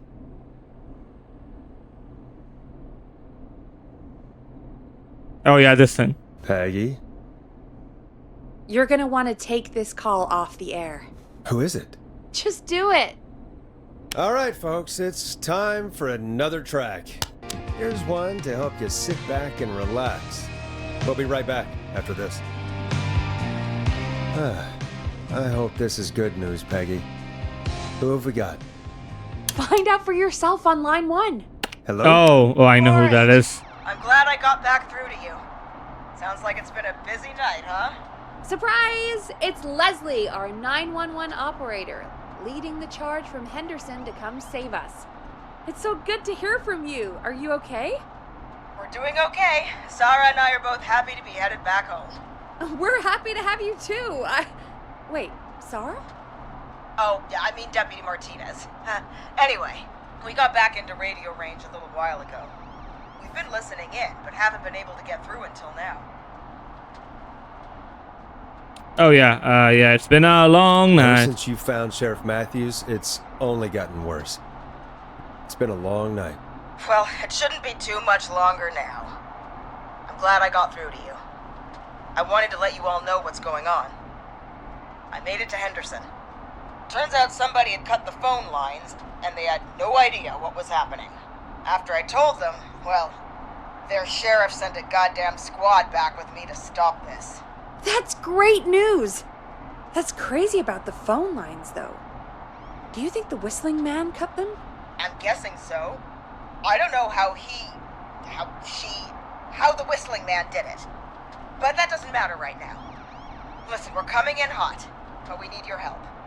I know Gallows Creek isn't a big town, but if we don't know where the Whistling Man is, we can't get him. Her. That's where you come in. You can count on us. What do you need? It might be a long shot, but here goes. The Whistling Man already called up a few times. I bet she calls again. We're still a little ways out of town, so if she calls, stall her. Buy as much time as you can for us to get in. And while you're talking to her, try to figure out where she is. We'll be listening in, so once her location is known, we'll head straight there and end this nightmare. I'll do my best. I know you will. Heck, I can see the headlines now. Forrest Nash's interview of a lifetime. Anyway, I'll radio the other cars and tell them the plan is a go. Hopefully the next time I see you, it'll be with our killer behind bars. Take care now. We'll see you soon, Leslie. Oh, thank God. It sounds like this is almost over. We're nearly through this. I hope you're right. The sooner this is over, the better. I am right. Trust me. Anyway, we should get you back on air. Taking callers is the only way to see this through. Bringing you back live now. Welcome back to The Scream with me, Forrest Nash. The line is lit up, but before I get to our next caller, I just want to say, things are looking up. It's almost over. But for now, let's bring in our next caller. Evening, caller. This is Forrest Nash. Hello, Forrest. This is John Hedges. I'm here with Casey. I wanted to give you an update on Jason. Oh, John, great. Is he gonna be okay? He's a fighter. He'll be fine. We've got him stabilized and resting in a bed. We're preparing to move him to the hospital. Thank you so much. If you hadn't been there, then... God, I don't even want to think about what would have happened. Of course, Casey. We're just happy he's okay. John, Casey, you two did all the work. Tell Jason to get well soon from us, whenever he's up for it. Well, why don't you tell him yourself? Is this Forrest? Jason, we meet at last. It's good to hear you, Jason. How are you? Oh, well, you know.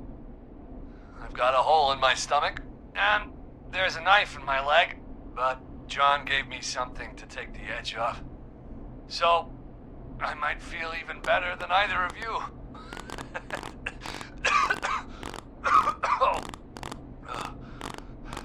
Take it easy until you get to St. Gabriel's. I will. But, before that... Come on, give it. I Give the needed to lore. call you. I'm guessing the Whistling Man is still out there? Yep. As far as we know, anyway. Well, I was worried you'd say that. God damn it. Actually, I'm glad you called. I wanted to talk to you about what happened earlier. Go for it. We spoke to Roller Ricky not long after you were attacked. You spoke to Ricky? Was he... Is he alright? He is now. I mean, he was attacked earlier, but this call came after. Hey, guys, I'm really sorry, but there's a call on the other line. I just need to make sure we don't have another situation brewing.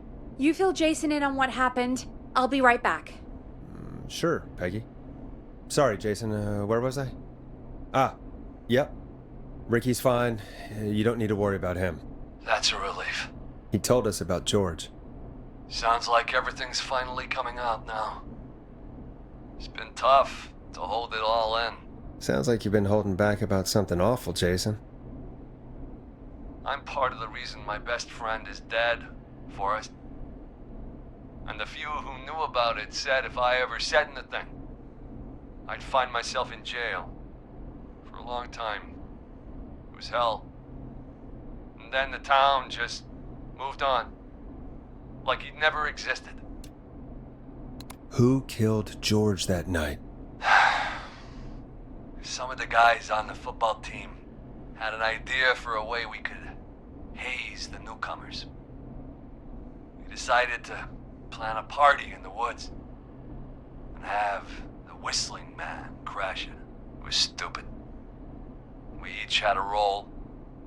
I was the stabbed friend. No. At the party that night, Not I funny left the anymore, is group it for a now? second. Met our Whistling Man. Pretended to get stabbed in front of everyone. Started an almighty panic. Those screams. That was the last time I saw or heard George alive. How did George die, Jason? I don't know. I was playing dead. But when I heard her scream...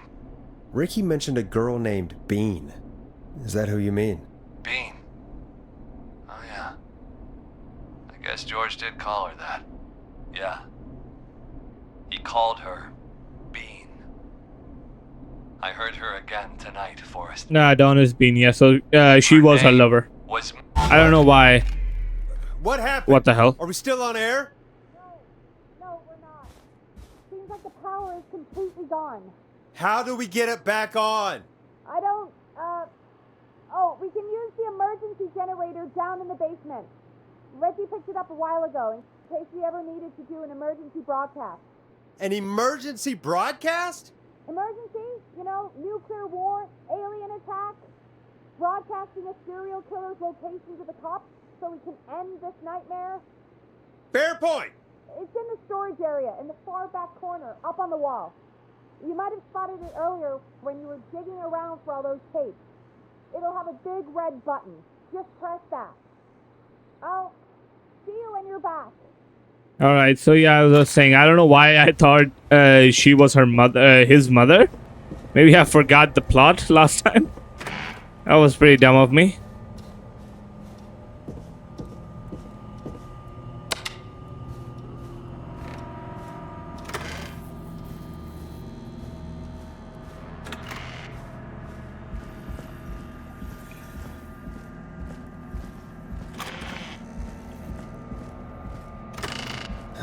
Far back corner.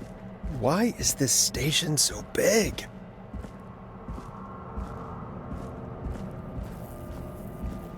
I think that's too far back.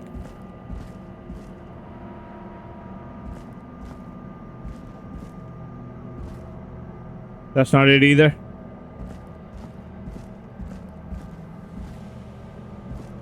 Okay, how far back are we talking here?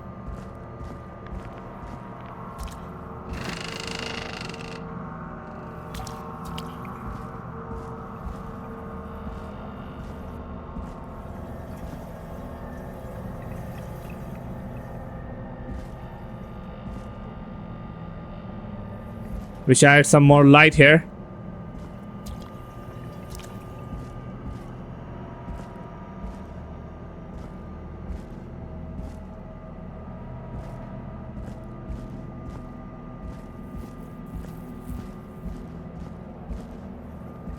That must be it. Boom! We've got power. Oh, this is terrifying. The whistling man. I need to warn Peggy.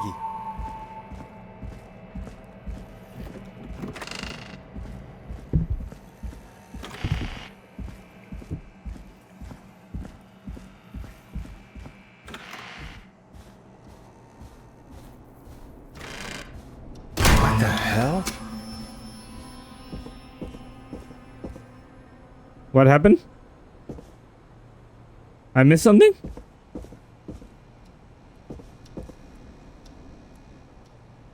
Yeah, maybe I did miss something.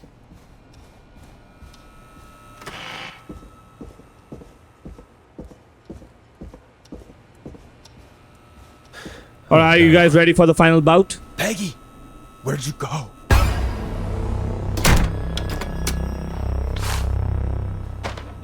No way. This can't be happening. Alright, let's do this, everyone.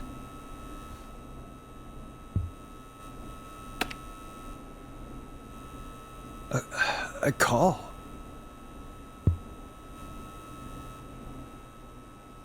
How do I receive it?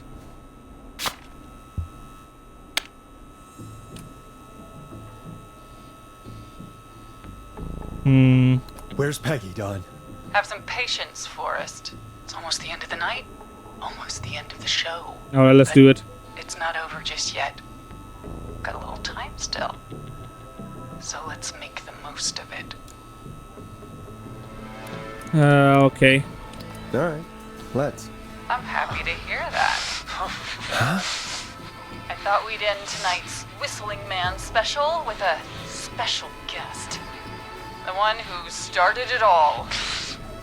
Let me take that out of your mouth and... You crazy bitch! Let me go! Welcome to the air, Mr. Teddy Gallows Jr. Wait. It's all gonna come out tonight, Teddy. Your daddy and his money saved you 20 years ago. But even if you crawl out of his coffin with all the money in the world... Wait, where the hell is Teddy? How are you talking to him if you're here with me? Because I'm not there with you, Forrest. I'm here with Teddy. And if he says where that is, well, he knows he'll get it. I can see you. You're standing right in front of me. Oh, I get it. You're wondering who's there at the station. You. Forrest Nash, let me introduce you and all of Gallows Creek to my boy, Henry Barrow. Your son? Your son? You mean you... Wait, that he... Yes, Forrest. He and I had a son. Oh, she was pregnant? So there were two whistling men tonight. Of course.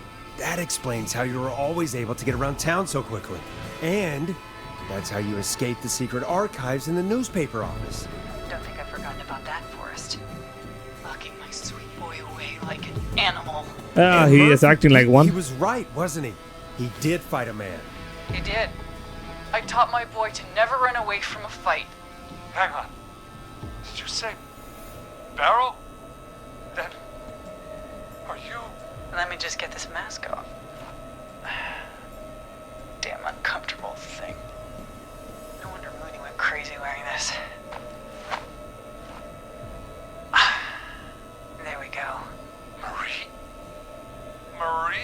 couple? George's old girl. Oh, well, it sure has been years. Oh, that's why I got mistaken. But George's old girl meant something really different. All right, quiet down, Teddy. Quiet if I were you, Teddy. But I'd listen to Forrest. Everyone's gonna know now what Teddy did. He killed George that night. This night. 20 years ago. Listen to me. You're gonna talk when I talk to you. And not a moment before. Meanwhile, Forrest, I'm gonna give you the chance to talk. You're gonna help me reveal what really happened to George all those years ago. I'll do it. Marie, I'll do it. Good. Then let's talk about the night George was murdered. Murdered? Listen,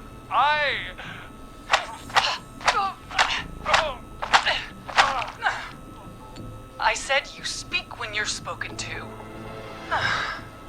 Now, I know you've done some good work tonight in piecing together what happened to George 20 years ago, and that's why I want you to interview us. I can do that. Interview you? All right, I can do that. Thank you. I want you to help me and Teddy tell the story, Forrest. Do a good job. And hell, you might be the only one to leave here alive.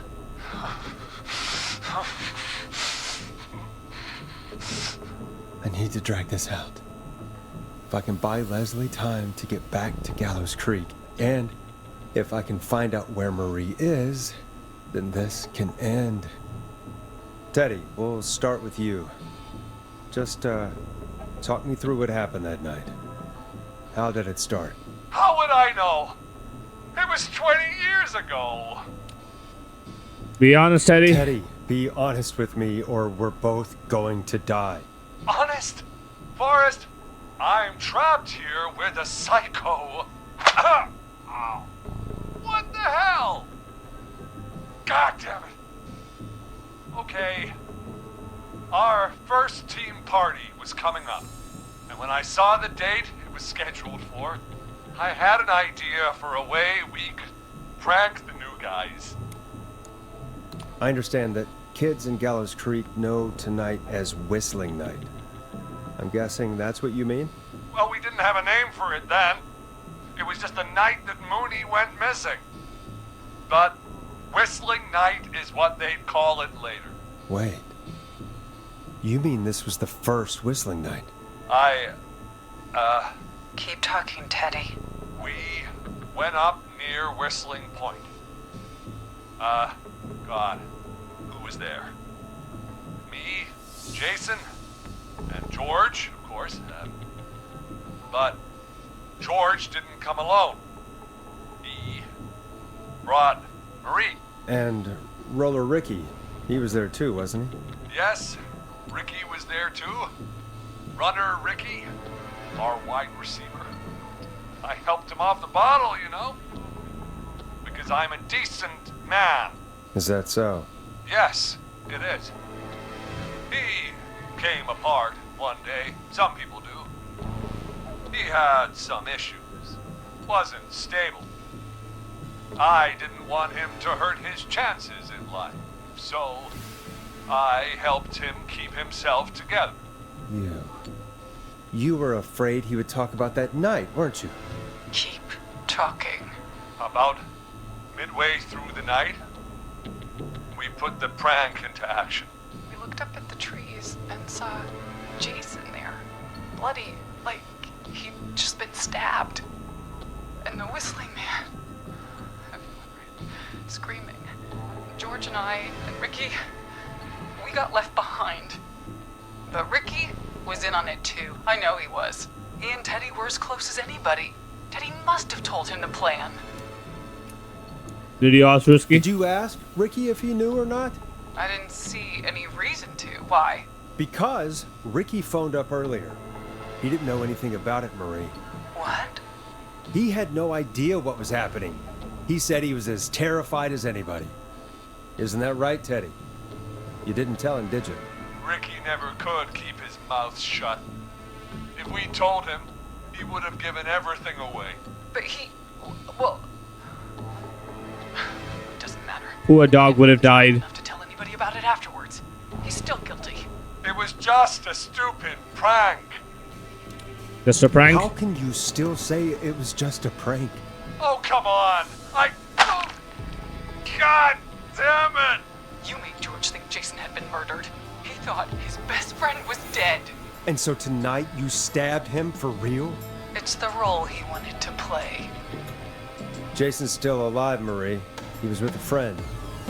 We talked her through how to stop the bleeding and got him professional help just in time. Oh. Well, shame he didn't have the good sense to die earlier. He's gonna regret that. All the harm she did, I just undone it. Me and George took off running, but somehow we got separated in the woods. I ended up near the bottom of Whistling Point, and when I noticed George wasn't with me, I panicked.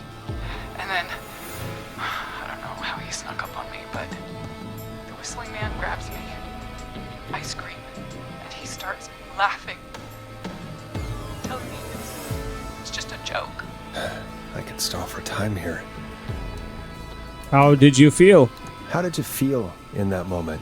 I felt like nothing was real. I felt small and confused. And Who was under the mask, Marie? Who was the Whistling Man? it was Chuck. Chuck Brody. Ah, that's why. Laughing away. But then he stops. And he's looking up at the top of Whistling Point. What was he looking at? Teddy, what happened next? Nothing. I mean, it was just... Teddy? George fell off Whistling Point. How do you know? How do you know what happened? I saw it. You pushed him. You were up there. You were dressed as the Whistling Man too, and I didn't push him, God damn it! I just chased him up there, and he kept backing up. When I saw he was about to go over, I reached out. That's what you saw. You liar. It's not my fault. He didn't know it was a joke. If he'd had any brains, he would have realized. Ah, don't say those words, man. Bitch. No one's going to believe this. After all you did. Then why the cover up? If she's lying, why the cover up? My future was at stake, Nash. You know what He it's wasn't like. a blip. People like us are bred for bigger Oh, fuck things. off. I'm going to be the mayor of this town, Forrest. And then governor. And then, who knows? What happened that night was tragic. It should never have happened. But it was a mistake. It was just a stupid joke gone wrong. So my father sent Clive out to clean it up. Why should a blip ruin my future? George was a blip? He wasn't a blip, Marie. His father covered it up from there. I searched for George's body all night, but Sandra found him the next morning while out jazz running. she found him in the river, but she lied about that to protect Teddy. She said something about her rent going up, unless she... Teddy, did your father own Sandra Sharp's dance studio? It's Gallows Creek, not Sharp Creek. Answer the I'd question. answer the question if I were you, Teddy. Yes, okay? We own most of the town. That's it then. Your father was going to run her out of business, unless she lied and said she found him in the reservoir instead of the river. What my father did in his business dealings is nothing to do with me. The false reports. That's why you killed Sheriff Matthews too, isn't it, Maria? Not just to get him out of the way, but... Everyone was in on it, Forrest. Even the coroner wrote a fake Oh, report. technically, but kinda yes. That he just got himself into trouble. This is an elaborate scheme, man. Report? I only heard the tapes. You'd be disgusted by it. For all it's worth, Virginia didn't have much of a choice. She had a sick sister whose treatments she couldn't afford. She played along with the Gallows to save her sister's life. And her own. Even still. Maria, you're falling apart. Get it together. My part. I tried everything I could think of. I even went to the newspaper, but no. That coward killed the story. We'll take care of Maurice Russell later. You've been through hell, Marie. I'm sorry. You've got no idea. Never should have started. I shouldn't have pushed my George off a cliff. He should have been punished. He's coming to a stop. At least for now. Here, where George and I first met, before he joined the football team. Was right after he shot the winning throw. Wait a sec. We're at Gallows Creek High, in the gymnasium. That's right, Forrest. Not that it matters, but yes, we're here. Anyway, I think that about wraps up the interview with Teddy. Hold up. So, Marie, where? Oh my God. Peggy! Teddy? You've gotta help me. Quiet. You'll talk more later. Now I have to talk to someone who mattered more than you ever did. Peggy. It's been so long since I've seen your face. I worried you wouldn't come. Marie! Oh my God. I thought you... And here I was, thinking you'd forgot me. I'd never forget my own sister. What the hell? Oh no. Peggy, what's happening? Why are Oh you wait. even there? No. Wanna explain, Peggy? Earlier, while you were speaking to Jason, I got a call. Do you remember? Well, I have the birthday card in my hand. she said that my sister Marie was there that night George died. And that I should come to the gym for a reunion. And when you walked in, you found out. That my sister is the Whistling Man. Good to see you too, Peggy. Why didn't you tell me any of this? She said that it was my last chance to see my sister. I knew if I told you, you'd try to stop me or come with me when we need you on the radio. And I just... I'm sorry. This has to be a lot for you. What happened to you, Marie? You just disappeared one day. Disappeared? I was thrown out, Peggy. I begged Mom and Dad to do something about what happened that night, but did they care? No. They told me to stay quiet. They only cared when they learned I'd been with George, and... Marie, I'm so sorry. I never knew. It's not your fault. Really, it's Mom and Dad I should be seeing right now. But since they're dead, No, this logic is very flawed. I'll have to settle for the next This best is- thing.